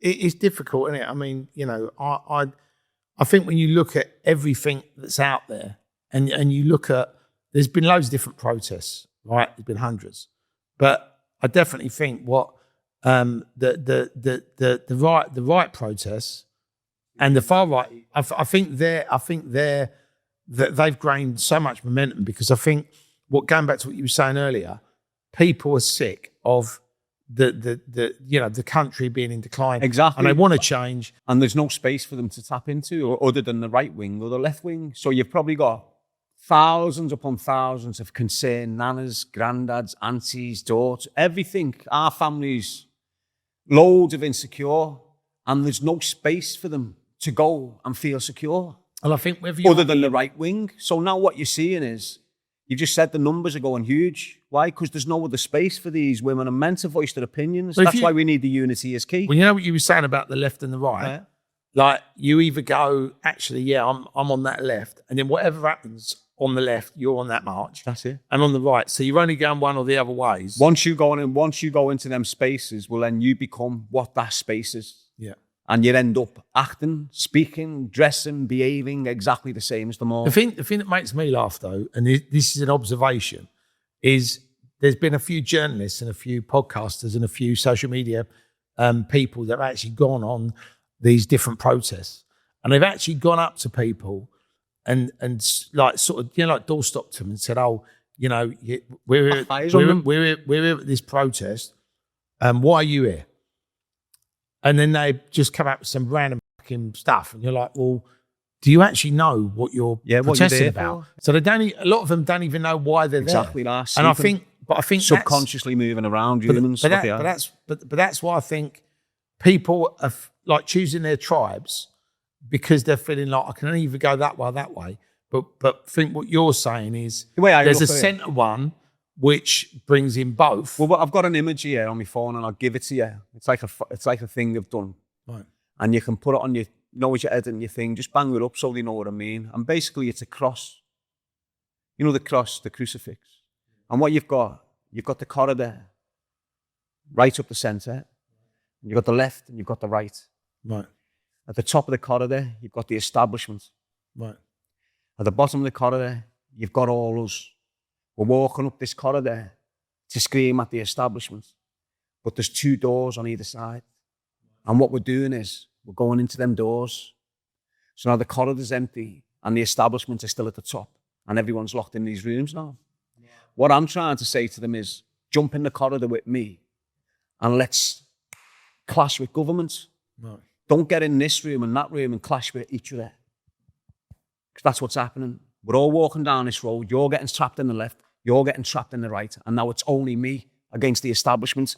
Because I suppose from an establishment, I'll say it in a minute, from an establishment perspective, if you was running government and then you've got all these people on the right screaming, all these people on the left screaming, all these people in the middle screaming, it's very difficult to go, what do we do here? Because one of the things that someone said to me, if you're a politician now, it's the hardest thing in the world because what you're trying to do is make everybody happy. Right, but if you're a politician in this country and you've got loads of people on the left screaming free Palestine, why aren't you, as the leader of this country, sending 6 ships to Gaza, filling them with women and children and bringing them into this country? Why aren't you doing that? Do you understand what I'm saying? They've created the protest groups. Tommy Robinson is a creation of the BBC. Tommy Robinson works with the establishment. The only reason the BBC have been speaking on Tommy Robinson every so often, news coverage and shit, is to elevate his profile. They've done exactly the same with Andrew Tate. They made Andrew Tate who he is. Why? By elevating his profiles, banging him on the news. Why? Because they've got plans for these people coming forward, spinning narratives. Because Andrew Tate, again, I've never met him, but when he was doing his university thing, when he was selling these courses and he was doing these bits and pieces and he was very sort of on the alpha male, this is what you got to do. It's all bullshit. But he actually did go out and say that he'd been approached. Now, this could be bullshit, right? But he'd been approached and basically offered a load of money to basically promote different things. He rejected that, and then he had all that problems when they got arrested and accused him of doing all this stuff. Was it in Romania? So you know, but you still you don't buy. What you got to understand is, you know, COVID. Yeah, COVID was a reset, right? And the reset was to assimilate us to a different way going forward. Do you know what assimilation is? Yeah, to get you used Not simulation. Yeah, assimilation. To get you... Right, so what they've done in COVID, they've absolutely reduced us all. All the normal shit that you was distracted by, now you're not because you haven't got access to it. So all you've got in your house is your phone and YouTube. And in that period of time, the powers that be have elevated their agents amongst us in social media. So all of a sudden, Andrew Tate popped up from nowhere, millions of followers dead fast. Do you understand what I'm saying? Most of the audience in COVID, the young men, are watching Andrew Tate. Right. Andrew Tate then converts to Islam. 1 million white lads that was following him converted with him. He's not a true Muslim. He's done it for a purpose. Do you understand what I'm saying? Now, everyone during that COVID who got elevated, you know who they are, you seen him. Sean Atwood, he was one. Sean Atwood was the only one who was allowed to speak about Epstein. Right. Any other on YouTube spoke about him, they get shut down. Atwood was given permission to speak about it, and that's why he's got all these millions of views. Right. He got told to shut up about it for a duration of time, and then he was allowed to speak on him again, and then he's got pure views again. Right. It is what it is, la. All them people in the COVID who rose viral and everyone was watching, they're the agents. Why? So when we come out of COVID, what they've been putting in our heads is what we became assimilated to as we come out the house. So now all them lads have come out who's been listening to Tate. Before they listened to him on Bang Up, when we were locked down for 2 years, they never had his mindset. But now they're locked in their house, and all they're getting is Tate spinning this alpha male shit and misogyny and all this shit to the lads. But if you look at his messaging, right? What messaging? No, but he's messaging about being an alpha male, and he's not though. No, but when he's not out, he doesn't represent the real man. But when he was doing that, right, loads and loads of boys were like going, you know, I love Andrew Tate. They were based. But what made him get the presents? But who gave him the presents? Do you know what I think? He never made the presents himself. I genuinely think if you go online and you say something which is outrageous, right, you're going to get views, right? And I think obviously, you know, you're not allowed to be an alpha male. You're not allowed to be. All right. I've said some outlandish things. There's loads of people who've said some valid outlandish things. The BBC don't recruit them. They'll recruit Tate. They'll recruit Robinson. What makes you think they don't? I don't know. I just look online and I see people. Look at Gemma Collins. Right, she's got millions of followers. Yeah. Because she's the funny girl from. Well, let's have it right. She was the fat girl. But that's why she got the followers, because she was the fat girl. But she was always funny. Yeah, she was funny. But she got what trolled. The point I'm making is, I'm not hitting her but the point I'm making is, the broadcasting companies have used her because she's a big girl. That's it. The only reason she got to where she was, because she's a large girl. They've used her. Do you know what though? When I look at it, I always look at things. I said, I look back and I'm always interested in why people go viral, why people get a big presence. How have you got all them followers? Look, I've been viral 7 times. Yeah. And I mean viral, multi-million views. Yeah. Nothing comes to me. Why? Because I'm cancelled. Right. The kid next to me goes viral once. Got all these companies coming in for him. Why? Because he's not cancelled. Well, I think I'm cancelled in that space. Well, definitely. The reason we changed the name of the podcast from Criminal Connection to Terrorist and Connection was because brands would be like, we don't really want to be associated with criminals. We don't want to be associated with crime. And you know, it's very difficult. It's like, if you was a brand and someone said to you, who do you want to be talking about your brand?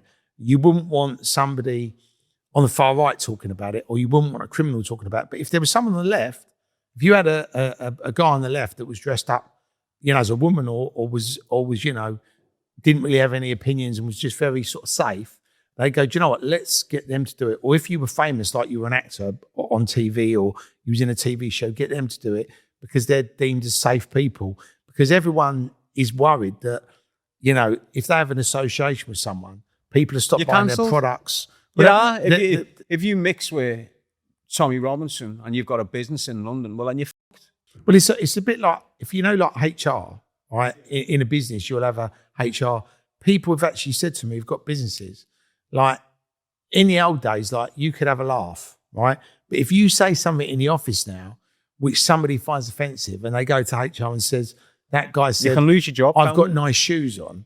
They're going, well, why are you sexually harassing her? And it's like, but just said she had nice shoes on. I wasn't sexually harassing. I was just paying her a compliment. Or if you say your hair looks nice today, so you can't actually say anything to anybody now without the risk of somebody getting upset. At the same time, if you said that to a straight woman, she wouldn't be offended. No, but they do. So literally, like people now, I think what's happening. Right, but the point I'm making is, look, I'm a full-blown man. I've not had my manhood violated. Right. You can say mad shit at me and I won't get offended. Right. This man next to me who's being violated, you say the same shit to him and he's fucking crying. He's screaming his fucking head off over it. Why? Because something's gone wrong with them. Right. Now, if you say to a straight woman, they're lovely shoes, she'll take it as a compliment. You say that to a lesbian, next level fucking madness. Do you know what's weird though? It is like, I think what's happened is that there's a lot of stuff on social media now where there's a lot of people saying, you know, you don't have to put up with this behaviour. You don't have to do this. You have to do that. And I feel like since COVID, like you was talking about this reset, it feels like everybody's been Everyone told. got assimilated. Everybody's been told, you know, you can't. You can be what you want. Don't you worry about what anyone says. But the flip side of that is, no shame. If you be what you want and we don't like it, then you're gonna have a problem. So it's all that be whatever you want. But that's what it used to be. As long as you fit in the box that they want you to be. Yeah. If so you don't, years ago, Terry, we had this thing called shame. Right.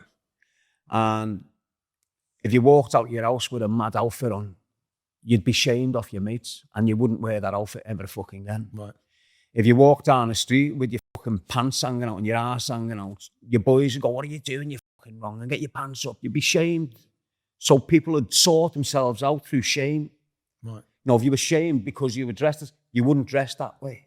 Now, there's no shaming. Why? Because you got arrested for it. Right. So if I say to this man that's dressed like, what the fuck are you dressed like that for, you soft c***? I'm committing an offence. Right. He's not being shamed. That's why he's still dressing like that. If he would have got shamed in public, look at you, you soft, how are you dressing? He would have went home, assessed himself, and not come out dressed as a woman ever again. Well, this is how crazy the world's got, right? Yeah. So there was an article, and I read this. I think it was probably about a year ago, but somebody had walked down to the shops to get a loaf of bread or whatever it was, and they walked in the shops, and there was a guy there that was dressed up as a woman, right? And the guy's getting his bread and looked at the guy dressed as a woman. He didn't know if she was trans or she'd had the sex change or what, but it was a guy dressed up as a woman regardless. And he was like, "How you doing, darling?" But he wasn't taking the piss. He just went, "How you doing, darling?" And then she went, why are you calling me darling? Are you taking the piss? And then rang the police and said, "Oh, this guy is taking a piss at me because I'm..." And it turned out it was a man dressed up as a woman because I'm dressed up as a woman. So he then got arrested. Exactly, yeah. And it's sort of like, discrimination, well, he didn't say anything wrong. He didn't say what you wear. It's how she takes it. Yeah. So But now, it's how he takes it. So it's like if you say something online that people don't like, then all of a sudden you can have a problem because... The offence is created, not when you've said shit. It's when someone takes it as offence. But that's what I mean. You can, and this is the issue now. Everybody's been told they're entitled to be offended about anything. So if somebody says something to you that's offensive, if you work in a company now, and you say anything that anybody gets offended by, you could get suspended, you could get sacked, and I think the problem with that is especially with the kids. Like when I've still got one of my kids, he's just left sixth form, but my daughter's still at school, and she, it's like a minefield because they don't know what they're allowed to say. They're not allowed if they have to have an opinion. And who's done that? Well, it's education. It's the education. Exactly, the school system. The school system's f***ing the children up.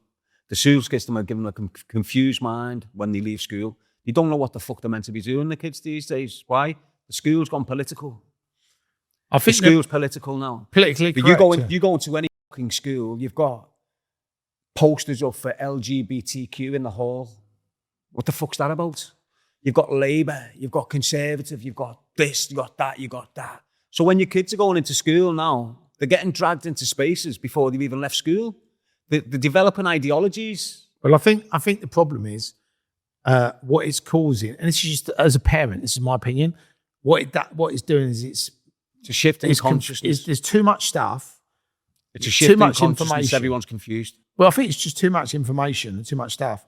And, there's things that I think children should know about, and I think there's things that children shouldn't know about. And I think when children get to a certain age, when it's right, then they should be told these things. If you can't teach the kids the basics without getting told off by the government, how the fuck are you meant to teach them? And what's the basics? Man, woman, child, nuclear family. That's the only way it works. That's the basics of life. You can't say that. Why? Because you're a homophobe or you're fucking this or you're that. When in reality, you're speaking the fucking truth here. But the thing is, you're absolutely allowed to have your own opinion, and nobody should be telling you off for that. Exactly. But you do. That's what I'm saying. So the way they're containing freedom of speech is through social media. Right? So what they'll do, you'll start your profile up, you'll start making a little bit of money on it, you're being yourself, you've got your morals intact, you've got the truth intact, you're speaking the way you want to speak. All of a sudden, you've been on social media for a year, you've said something. Because you're making money off your social media, you've had a warning for using a word. Now you're thinking, shit, I can't use that word because I won't get paid. So without you understanding it, the guidelines on social media is a strategy and a tactic to reduce your freedom of speech. And what you don't realise is the longer you're on your phone, the more control they're taking of your speech. Right. Have you noticed it yourself? Well, I've always... Well, you probably don't chat shit. I found, know what I mean? So you don't get the warnings. But I do.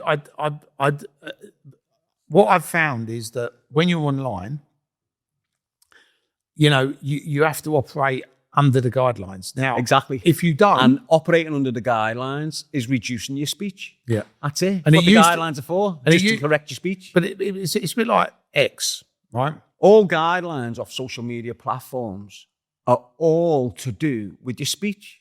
Nothing else. Well, 100%. And the thing that I thought was mad when Elon Musk bought Twitter and changed it to X. And then he said, "Oh, if you want to use this platform, you have to pay. You can use it basically free, but obviously if you use it basically, No, you're paying to speak freely. But this is the other thing.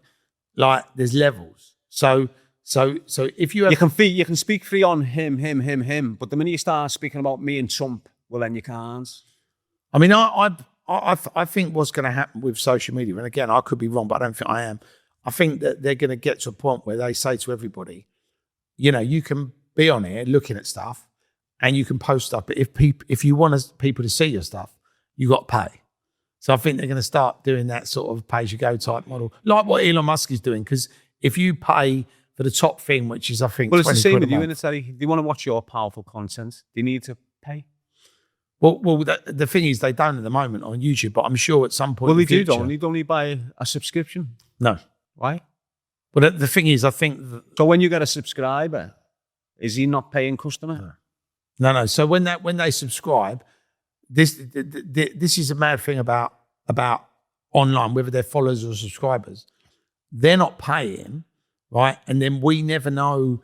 Like you could be one of my subscribers, but I don't know.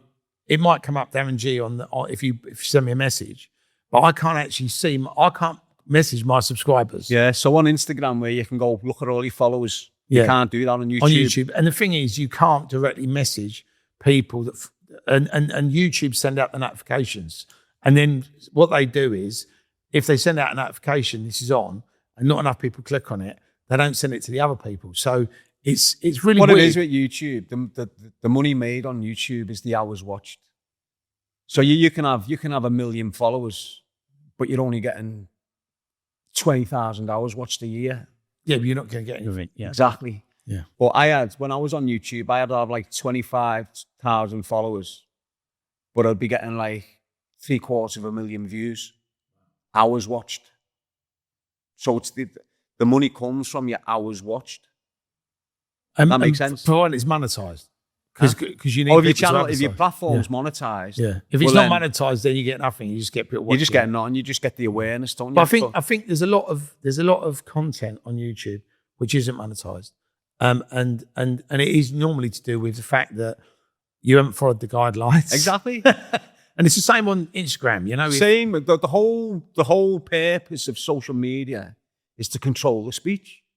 That's it.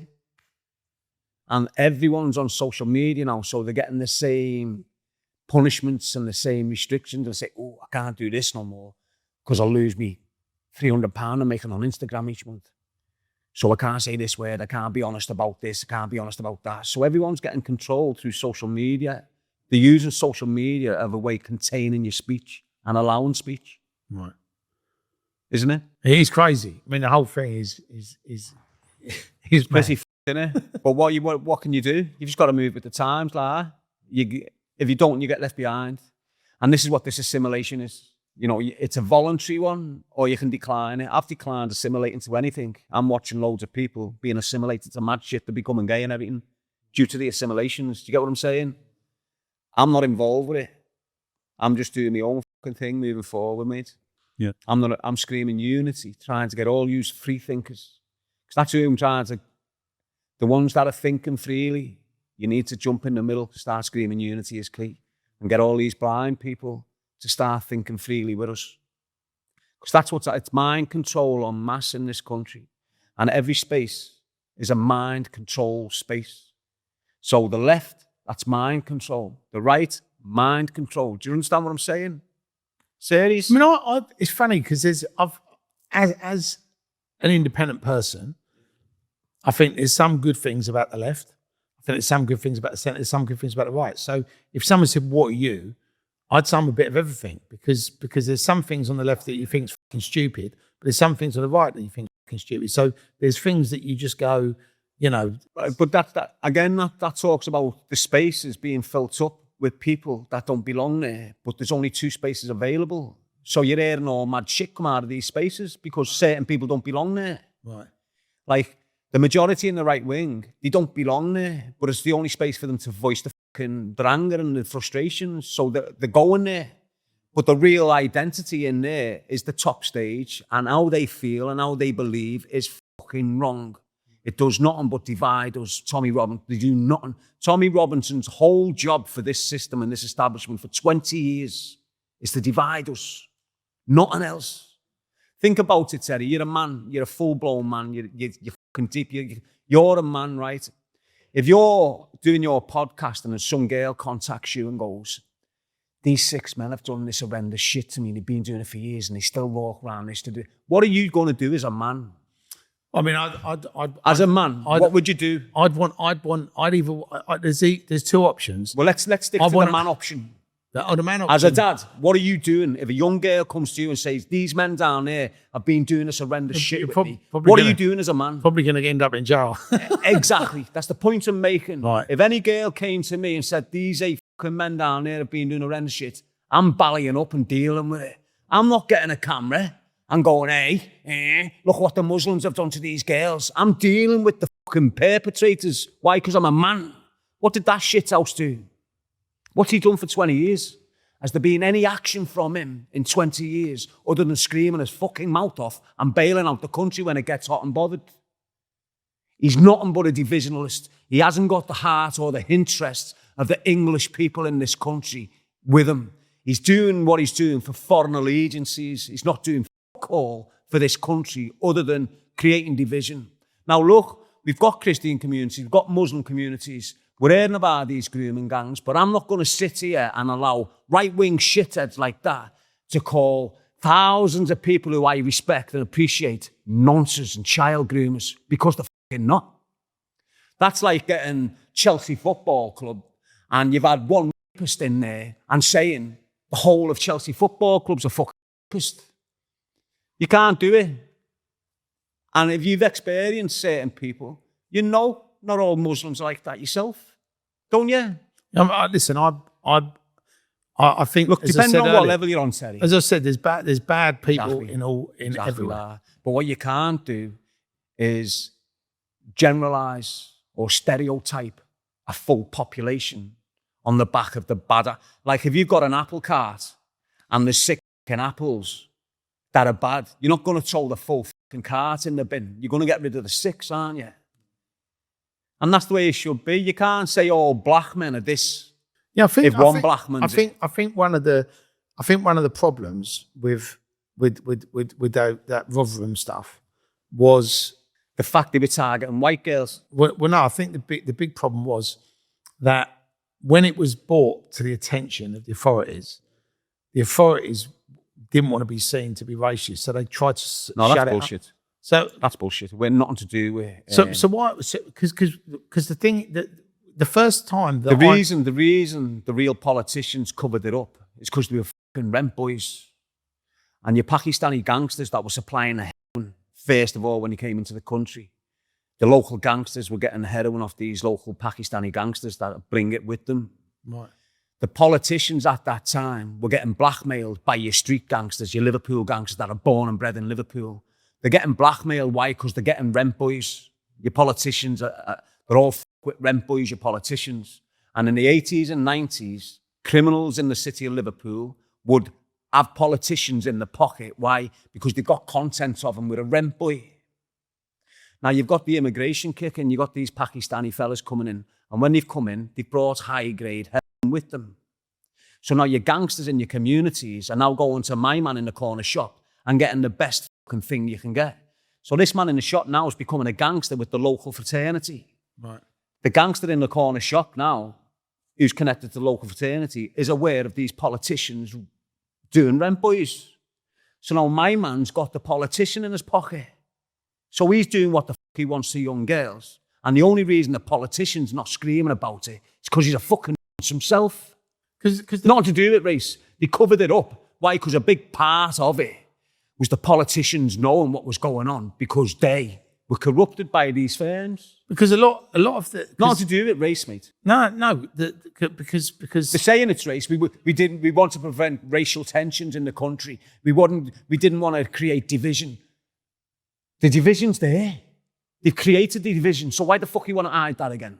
I mean, I heard that there was the police had been contacted, that the local council people have been contacted. So it was like everybody was telling everybody there was a problem, but nothing was getting done. But it's who they're telling. But someone told me that if you go to an nonce and tell that nonce, I've got a problem here, what do you think he's going to fucking do? If you've got a local MP and he's got a fetish for boys and the local gangsters have got him in the pocket, and you go to him and go, I want to complain about these gangsters, do you think he's going to take it on? I mean, is that what you think happened, or is that which? But the reason I'm asking is because my understanding was that the police were informed, the councils were informed, everyone. All right, well let's when you're speaking about councils and police, let's go back to the 80s and 90s. What was your police officers like? Oh, they'd be on top. You brutal, stand up straight. Horrible bastards. You stand up straight. Brutal, horrible bastards. Now you look at the police today. What have you got? You've got your nan, you've got your auntie, you've got your sister, all on the front line. You look at the front line police, and who have you got? You haven't got the big, burly, horrible copper, have you? You've got your nana, you've got your uncle. And why have they done that? It's so when these protests kick in, the first thing you're seeing is someone that resembles your fucking mum, and it halves your aggression instantly. Now, if you had the old school coppers on that front line, you would be having clashes instantly. Instantly. Do you understand? That the policing's different. So when you're talking about police back then, all of it corrupt.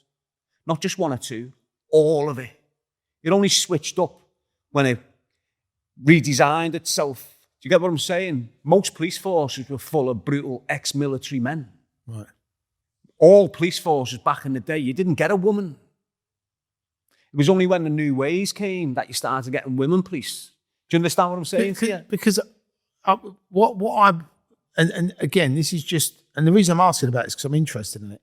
When the Rotherham grooming gangs thing happened, obviously it went on for years.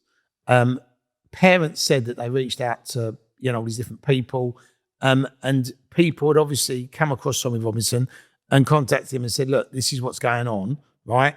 And then when the court case happened, when they finally got these people and brought them to justice, obviously they didn't want to report on it. So there was nothing in the press or the media about it. But then when that's the cover up. Tommy went outside the court and was literally reading out the names, saying this is what's been going on. So he's kind of exposed them online. But the thing is, if he hadn't have done that, there wouldn't have been anybody. It would have probably just all been brushed under the carpet. No, because it had already been out. Because I thought that they tried to go like that. No, it's already been brought to the head by this some woman who'd been doing it for 20 years. You got a woman from up north that's been doing it. Was she the police officer? She used to be a police officer. Yeah. That was the woman because that's what I mean. Because she sort of stepped. Well, she's the one that exposed it all, and then because it was a Muslim thing, Robinson's latched onto it. The only reason he's latched onto that grooming thing to target the Islamic community. Now, it's good that he's screaming white girls shouldn't be getting injured. But when you're using this shit to target Muslims, it's a different concept. It's a different perception of things altogether. He's went out, deliberately used the trauma of these young girls to amplify his hatred towards the Muslim community. Now, if it was, he'd come out and go, it's this particular type of Muslim. But didn't he get put in jail for that though? No, he got put in jail because he videoed this. I don't even know. I don't even read into him that much. Yeah, because I thought that when he went outside the court and started reading the names out. This is how Stephen Yaxley came into my life, mate. I'm going through madness on YouTube, and I've had this mad set of emails from the Guardian newspaper asking me for me WhatsApp, me email, this. They want to get me to the London offices. So they want to interview me in London in these offices. So I'm thinking it's all real. So I speak on YouTube about these emails I've got. And apparently, loads of people have been getting the recorded and hacked. And when they've been hacked, they've had these same things I've got. So I've discussed it on social media. I got a message off Tommy Robinson about these emails. Can you send us them to have a look at them? Now I shot Para. I thought these are the ones that are trying to cancel me because I'm with Muslims. So I never said, fuck off, you you're not getting nothing, jogged him on. Never heard of him since. But from that day on, he's been coming at me behind the scenes, Tommy Robinson. So when you hear me screaming about Tommy Robinson and he keeps his mouth shut on me, there's reasons for it. It's not because I'm after click. It's not about that. It's because I'm the only decent white kid from within our communities that's willing to stand up and tell him he doesn't represent us. Every Englishman, every Scottishman, every Welshman and every Irishman in this country, 95% of us, he doesn't represent us. The media have put him on a pedestal like he's the face of the white Englishman. BBC have put him on a pedestal like he represents Christianity in this country. The only became a Christian 6 months ago when he got out of Woodhill. All of a sudden, he's the face of Christianity in this country. And what's coming out of his mouth? Christians hate Muslims now. Can you not see what they've done? The whole thing is to cause civil unrest between the Muslim community and the Christian community. That's why you've got him proclaiming he's a Christian now. Why? Because if he's a Christian screaming horrendous things towards all Muslims in this country, he calls them all radicals. There's no difference between a decent man and a nuts with him. Right. I've got such a mixed. I mean, you know, if I actually put all my friends in a room, exactly, you probably call me diverse Terry, right? Well, that's what I'm saying. But I'm not ticking boxes. I genuinely have really good Jewish friends. Well, this really is what I'm saying. And Muslim this is the way friends, the country should be, mate. Really good black friends, really good Indian friends, really good Sikh friends, you know, like really good Chinese friends, like literally all you know, and I'm not friends with them for any other reason than they're fucking good people. Exactly. And that's what I'm saying, you know, what gives Tommy Robinson the right? Look at him. Look at his character. Look at how he is in life. What the fuck gives him the right to ridicule a high-flying businessman in the Islamic world with a big, powerful family? Who the fuck's he to just tell him he's a piece of shit? You need to have some sort of credit behind you before you can start judging people. He's got fuck all behind him, but a very, very powerful hatred towards a certain community in this country. And that's all he's ever had. And his whole game is to create that division. Think about it, mate. If you're the man like he screams he is, I love this country, where's the action? Where's the action after 20 years? I mean, they've done these marches, haven't they? And that's not action. He's calling them family events. But they're not. But they haven't actually. You know, someone said to me, "Oh, you know, we should protest. We should go on these marches. We should do this." I'm not just talking about the Tom Robinson. I'm talking about loads of different ones, right? And I always have said the same thing. What is the point, right? Because if you look at all these people that have been protesting over the last 10 years, has the government done anything? The answer is no. Do you know what I mean? Do you know why it is, though, Terry? Because they're not protests. They're planned marches. Right. So when Tommy Robinson's trying to get all his right-wing people to do this march, Tommy Robinson is contacting the head police officer at the Met, going to meet him, sitting down with him, discussing what time the march can start, what time it's over, what place you can have the stage, what place you can do this. They're sitting with the police, telling the police what they're going to scream and what they're not allowed to scream. So now the protest goes on, family event, let's call it. It starts at 2:00. Police have given permission. 4 o'clock, Tommy, time to finish. Everyone goes home. How the f*** is that a protest? A protest is when you turn up en masse and complain.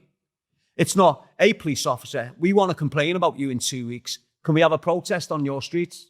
That's not a protest. That's a controlled march by the organisation that you're meant to be complaining against. How the f*** are they meant to act on the protest? But then if you don't notify the police, can you not get arrested though for doing that? Exactly. But that's a real protest. Now, if you're going to protest against the establishment, you shouldn't be concerned about getting arrested. Right. You know, if you're real about this shit and you want a real go for it, instead of waving flags, dividing and getting loads of fucking money, you should be developing a fucking army, shouldn't you? Imagine me in 20 years. I'd have a fucking firm and it'll be full of Muslims and Christians and we'll be going for the establishment. What's he done? He's got people killed. He's got people fucking wrote off in their own communities, galvanising the troops while he's out the country. Go and smash hotels up. Go and get rid of these, You've got men like Peter Lynch, a granddad, loved Tommy Robinson. Anything Tommy Robinson he'd done, he'd do. Died in prison. This is a granddad. Attended a protest, thrown a little object at someone. Boom, jail, died. This is the consequences of his actions. And I don't give a shit what anyone says. There's loads of young men right now in jail getting fucking psychologically abused by the Muslim community in there. Why? Because the far right, the Tommy Robinsons, mate.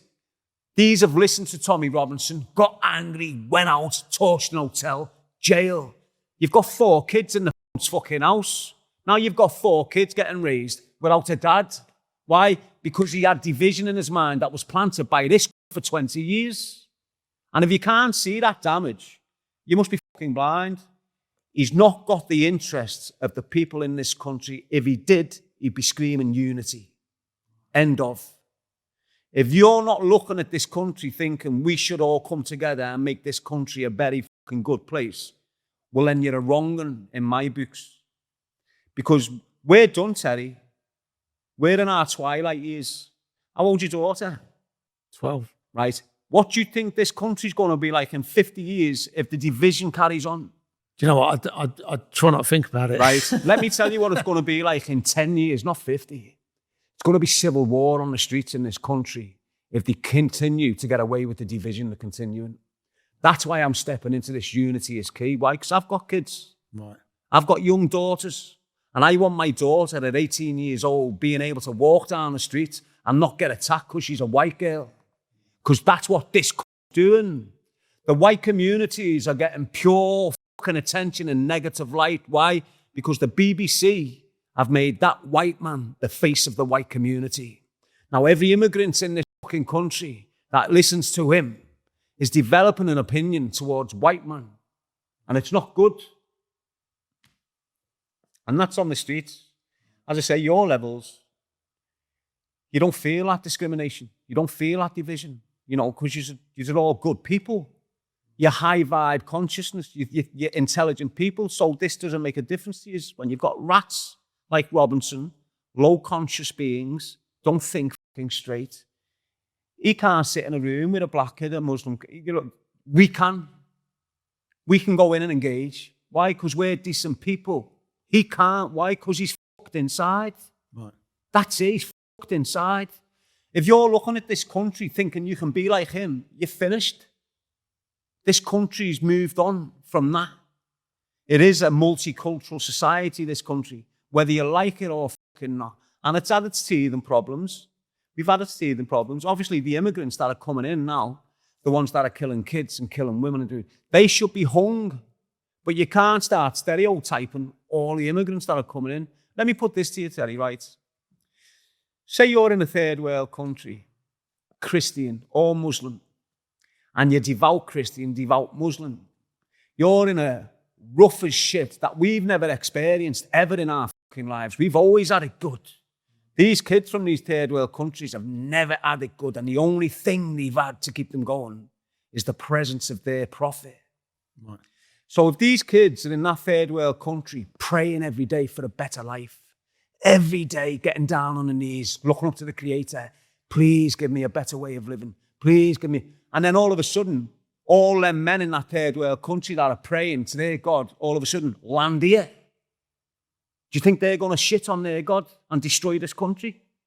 Are they God's give them the gift they've been begging for. You've got it, now they're going to look after it. And this is what you're seeing with a lot of the immigration. A lot of this immigration that's coming in, they're going into colleges, they're learning the language, they're getting the qualifications, and they're getting the jobs in your city centres and your taxis, everywhere. What you see now on your doors, in every city, every security man, let's say 80% of the security clientele on your streets, whether it's your Tesco's, your Asda, your sports shop, whatever it is, they're immigrants. They've been in the country for a year. Now they're stood on a door working. That's integration. Why the fuck do you want to hate on that? You're hating on that. That's what the way it should be. Immigrants coming in, college, learn a language, get a job, start going in, assimilate themselves into this way of being. While he's there screaming his fucking mouth off. This job's hard. But there is a lot of a lot of people do complain about the fact that it's uncontrolled. That literally people are just rocking up. It's uncontrolled to us. Right. To the powers that be, that's controlled. Right. To us, it's so basically, you think it's fake news. You think that look, to us, this is uncontrolled. No one knows about it. The boats are just popping up from everywhere and they're coming over. When in reality, the powers that be, both sides of the water, are controlling what's happening. That's why they're getting life jackets. That's why they're getting escorted. That's why they're getting food, water, phones. That's why they're getting housed. Why? Because it's controlled immigration.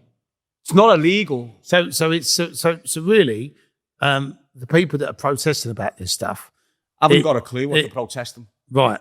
That's kind of, that's the division. Immigration. Like it's a big problem. We all come from immigrants. Right. It's very rare in this country to have an English lad with an English mum and an English nan and an English great nan. It's rare, mate. You know, a lot of us come from Ireland. Your nan come from Ireland. Your mum was born to the Irish woman. You're born to your mum in England. Right. You're English. It's exactly the same with that Pakistani kid or that Afghan kid. His nana came to England, had her mum, their mums had you. You're English. Right. These kids need to start owning their nationality instead of being scared to because you got Tommy Robinson, who's never in the country. Right. Do you get what I'm saying there? How do you feel about that, though, Terry? Do you know are you what? English? I'm European, right? So so what do you mean you're European? French, Italian. So what's your bloodline? What's your mum and dad? My mum was half Italian and my dad was English. Well, there you go. But yeah, so your dad's got into an immigrant. He was half French. So I'm a European cocktail basically, a bit of English. But what I'm trying to say is you've come from immigration. Yeah.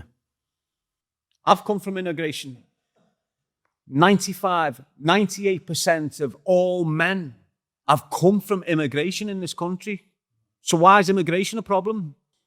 I I think it's being made a problem. Exactly. But because you know, if the government just said, look, we need to bring these people in and we need to do it because these are the reasons, people would go, okay, fine, right? Whereas if they go, the boats are coming and we can't stop them, it's giving people fuel to be able to get upset. And if you went to Dubai and you just ran up on the beach in Dubai on a boat and just went, oh, can you put me in a hotel and give me some money? They'd say, fuck off. They're not interested, right? I know, whereas it's being that's made, an Islamic country. But here, this isn't an Islamic country. But here, what the public are being told is these random people turn up on the beaches. They're all young men. There's no families. They're playing the game, right? We're giving them money. Why are we doing this? That's what the narrative is. And that's why it allows...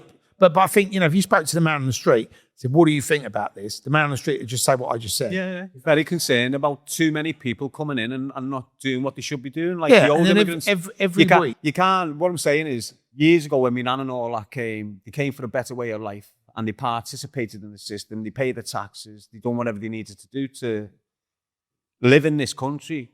You don't need to now. Back then when immigration was coming, that was the way it was. There weren't a benefit system. So when your nan's coming here, she's got to work to earn a living. Now, they can just jump on the benefits and they're encouraged to do so. But that's why I think people are upset. And I think that's why people are protesting and are getting angry and are saying these things online because they're being misinformed about what's going on. And all they're hearing is there's all these random people turning up. They're getting free houses, free money. And then when they're here, they're fucking around with kids and they're doing things to women. And they're no, I know, but I'm just saying, even if it was only one, the fact it's in the paper and it's in the news and they're saying this immigrant, this guy's come in, he shouldn't really be here anyway, but we're giving him some money. And while we're giving him some money, he's done this. People go mad. They're like, why are you letting these fucking people in? So I understand why people are upset about it. Look, but, I'm just but like you you said, all, it's not all of them. It's a small minority. I mean, if you've got, say you've got 100,000, say you've got 1,000, there's going to be 5 wrong uns in that 1,000. Just like in life, there's going to be 5 wrong uns. But you can't imprison the other 1,000 because of the 5. That's the point. That's the angle I come from. And that's I'm not hating on anyone. I'm saying you can't, if you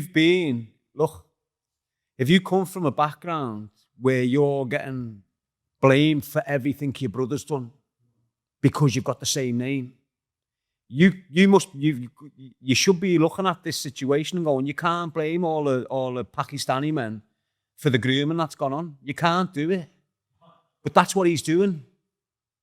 He's saying all Muslims are rapists when they're fucking not. He's saying all Muslims are radical by nature when they're fucking not.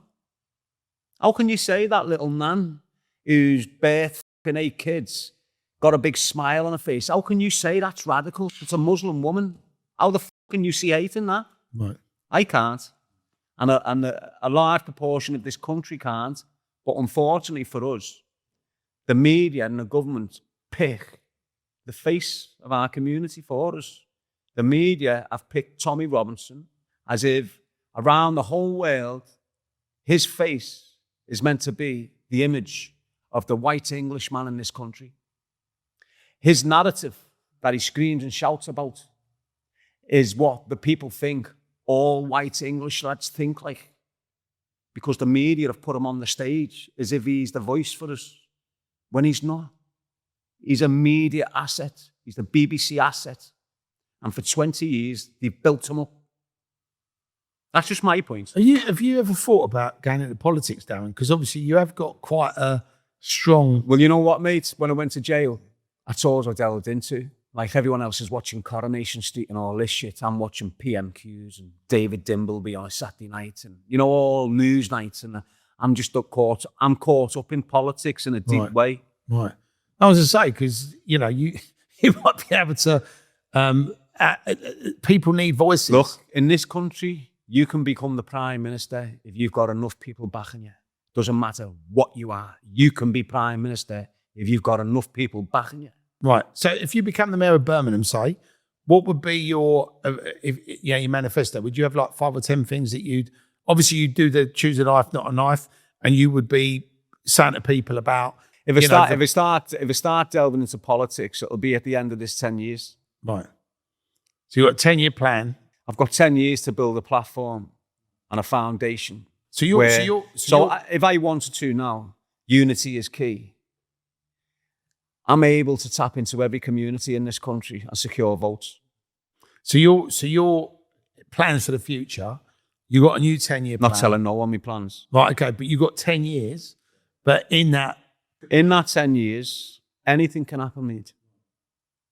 If I keep what I'm doing, think the way I'm thinking, and keep myself the way I am now, going forward, the opportunities are coming at me now.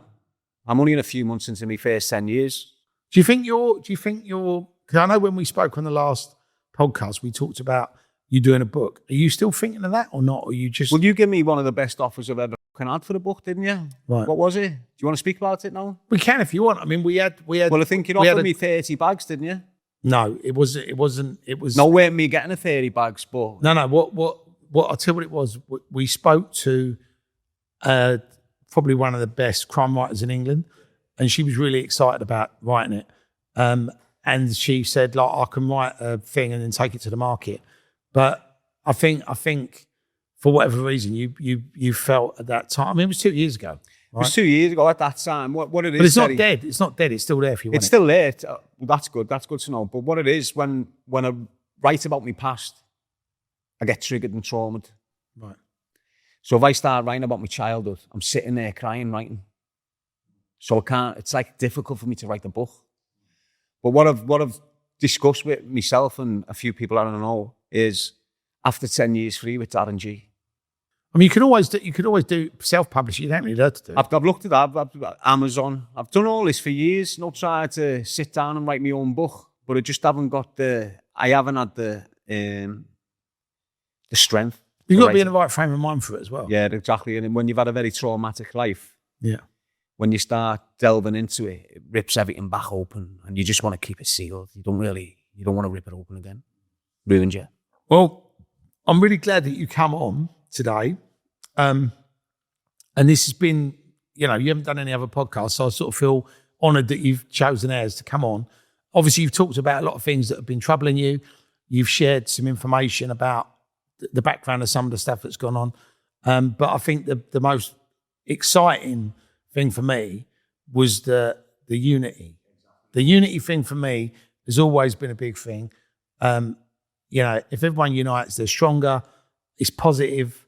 And whatever you say, if you're on the left, you're on the right, you're in the middle, you're in, whatever side you're on, you're obviously on one side. If you're not on any sides and you're going, look, you can be whatever you want. You can be there, but this is where it's happening. This is where the real community... Let's fix the crime. Let's fix the potholes. Let's actually make Britain great again. Let's make... Exactly that. Let's make Britain great again. Because Britain's a great fucking country. All we've got to do is start loving each other again, mate. There's a lack of love up and down the country. You don't love your neighbour no more. You're suspicious about the kid across the road. 100%. But but when I was younger, I wouldn't think anything of going to the shops or going on a bus or on a train, and my mum wouldn't think, oh, I hope Terry's going to be okay. But now, if my kids say I'm going out, you're worried. You're thinking, are they coming back? Are they fucking... Yeah, but at the same time, Terry, it's not an immigrant thing now. No. Your kid, you can have no immigrants in this country. Your kid can walk out the door and be stabbed to death. Why? Because of the gang culture. But that's what I mean. The gang culture is the biggest fucking risk to our communities. The amount, look, every gun murder in your city is to do with gang and drug dealing. Every arson attack, except for one or two of them in your city, is down to drugs. Every woman that's had the face cut, drugs. Every man that's had his leg snapped, everything's drugs. If you go to your court system's backlogged to fuck. Why? Because you've got drugs all over the fucking place and the people are committing crimes to deal with it. The jail system's full. Why? Because of crimes related to drugs. If you can't see the damage, you've only got to step out your house in Liverpool and you've got people with no fucking legs. You used to play football with them when you was a kid. That's drugs. That girl on the corner of the street selling her ass used to be beautiful. She's 21, selling her ass to dirty men. Why? Drugs. That kid shot dead in Croxteth, little Rhys Jones, 9-year-old boy, shot dead. Why? Drugs. How many more examples you need to say drugs is the biggest problem within our communities? I think there's so many things that need fixing for sure. And the only way it all gets fixed, Terry, is unity, mate. That's it. And I think unity addresses everything, And the thing you said about love is really important as well, because there's not a lot of love. You get on the train, everyone's like that. That's what it is. The days of people opening doors for you, or saying, "Do you want my seat?" Or in where I'm from, that still happens, mate. I'm that gentleman. I'm opening doors. But what I'm saying is that there's not many of us left. The new generation haven't got it. Yeah. Because the new generation are getting influenced to be single men.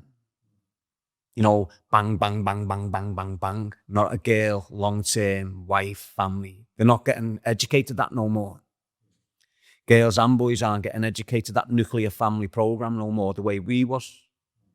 When we're getting programmed about the family setup and how important the family is. Your kids are getting raised now without the importance of family involved. So they're ending up like single lads, don't even know how to strike up a conversation with a girl. Right. It's man. If they're not using the phone to self-release debate, they're going to get some little thing that you're not feeling love, you're not feeling attention. Well, I think that's the other problem with a lot of these dating apps and social media is transactional. It's like, do you want to meet up? No. It's a transaction. That's what it is. You want to meet up next? There's no... You meet up. Yeah. The way it used to be, Terry, that's why you're still with your wife after 25 years. You had to make an effort. Well, that's what I'm saying. You're still with your wife after 25 years because you've bumped into each other, you've met, you've got this chemistry, it's all going... You've got your ups and downs, your ins and outs. All this mad shit made you stronger at the end of the day, doesn't it? These kids that are meeting on these things, there's no energetic connection with them. So, do you want to meet me? Sound.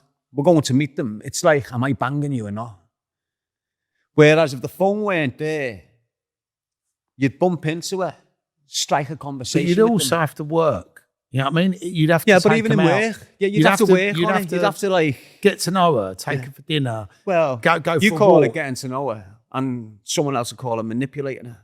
But no, but the thing is, back then, like maybe You courted, didn't you? Maybe You courted back in the day, didn't you? I'm just trying to think. If It'd take you 6 months to get in your bird's knickers, wouldn't it? it wasn't that long, but if you Well, but if you looked at it back then, from when I was probably 18 to 25, right, there was an occasional one night thing, but the majority of it was you'd meet them, they wouldn't put it out, they want to get to know you, you want to get to know them, you'd ask about you'd what they work for liked. the reward. What'd you like? Oh, I like the cinema. Let's go and watch a movie. Yeah. Would you like to eat? Let's go and have an Courting. Italian. That's what it was called, weren't it? Courting. Because you want to get to know them. And they want to get to know you before you did anything. Because it was that thing. You wouldn't even kiss someone on the first date, because people would be a bit literally like, thanks for a great evening.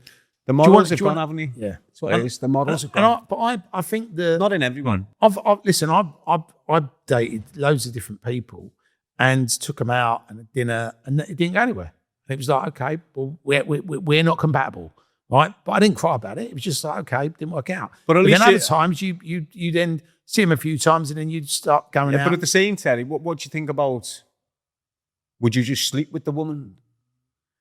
I think So say you've bumped into this woman, you're mixing with her. You're not really on it, but in your mind, I just want to fuck it. Do you know what? I think if it was reciprocal, if you both, like when I was younger, when I was single, if you met somebody and you just clicked, then fair enough. Right? I'm going to sound gay, yeah. Right. Darren, I'm not interested. I'm not gay. I think you're very good looking. I'm not. But what I'm saying is, what I'm saying is, I don't sleep around me. When I used to, when I was younger, I used to feel like shit. If I'd got a bird banged her, I'd just feel like I'd been used. No. I know it sounds gay, but I feel like me sleeping with this girl, I've just been used. Right. Whereas when it's with your woman, you can feel a difference. You've got a connection. Exactly. That's what I think it was about. Finding a connection, find someone what it's about. Someone you're linked to. Someone you can have a laugh with. And social media doesn't allow that. Yeah. Does it? I agree. I think social media's, when you look into someone's eyes and you click, that doesn't happen on social media. Well, I think social media, that's one of the biggest problems with crime as well, because people didn't used to know what things were worth. And now people know if you got a watch on, what watch it is, how much it's worth. And then people do these silly things like they're sitting in a restaurant with a nice watch on, and then they're putting, I'm in a nice restaurant on social media. Well, that's what it does. It's like you just makes you daft, doesn't please it? come and take my watch. Well, that's what social media does here, isn't it? Makes you stupid, doesn't it? It does, mate. I don't care what anyone says. It starts thinking for you if you let it. Right. You've got a lot of people not even thinking for themselves. They're taking opinions off social media and going with it, instead of thinking for themselves consciously. It's a massive problem, man. It's like I'm on social media and I've got 50 kids watching me and I'm saying something and they're just taking it like it's the truth. Instead of like questioning it themselves and having their own opinion on what I'm saying. Because it's like when you read a book, you'll get the blind people that'll read the book and take it. And then you'll get the awoken people that reading the book and questioning them. They're not just taking it as fact, they're questioning this themselves. That's the difference, isn't it? Right. 100%. Do you understand? So one's consciously reading and one's not. And back again to that subconscious way of being and the conscious way of being. It's a whole different way of living. I've really enjoyed today, Darren, because we've spoken about loads of different things, and we've obviously heard your opinions on lots of things and lots of people. So I'm glad, you come on. I'm glad you shared your thoughts and stories with us. I just want to show this. Right. So this is Choose a Life, Not a Knife, Calnach, UK. And this here, that resembles the 5-phase flower pot I was speaking to you about earlier on. So see the hand? That's the 5-phase flower pot thing. It's powerful. If I'm able to get in with the right people and get this formatted into an offending behaviour program, it's going to save loads of kids from going to prison. Brilliant. And even like just you wanting to kick an habit, or you wanting to be a better person, or you not speak to your mum in a negative light. Wake up, planting that seed of positivity. I'm not going to speak to my mum like she's a slag today. You might do. You'll be yourself. You might speak to her rude, but you plant the seed, keep on planting it. Before you know it, you're treating your mum like a queen again. You're not disrespecting her no more. You're loving her more. This is what happens. Serious, it's worked with me. Most of the shit I've got through because of the 5-phase flower pot. You see me here present myself now in sort of like an articulate manner, coming across intelligent, in control, not an angry, not this. And that's self-work. The self-work is the 5-phase flower pot. And if anyone wants to follow you, Darren, what's your socials? I'm not too asked about all that, Terry. Right. I just thought, help spread your message. It helps with it, but I'm not after click. I'm not after, never have been, mate. But if people want to find you, they'll find you, won't they? If they want to see you, they'll come looking. That's the way I've always been, lad. I'm not here for click. I'm not here to try and... I'm relevant enough. I don't need no more. Do you get what I'm saying? Brilliant. Well, thanks for coming on, Darren. Pleasure, mate. Great hearing your story. And no doubt there'll be a part 3. Hopefully it won't be in 2 years. Can I say one more thing? All you podcasters, get on with your life. Stop trying to f*** my life up. You know who yous are. I don't need to mention yous no more. You're not getting mentioned going forward. It doesn't matter what provocation you do. It doesn't matter what allegations you come with. You're blanked going forward. Brilliant. Sound. And on that note, I will wrap it up. Sound, Terry. Thank you very much. Thank you for coming on. Thank you so much for tuning in to the Terry Stone Connection. Darren Gee, completely different this time. Let us know what you think in the comments below. Make sure you like him, make sure you subscribe in, and we'll see you on the other side.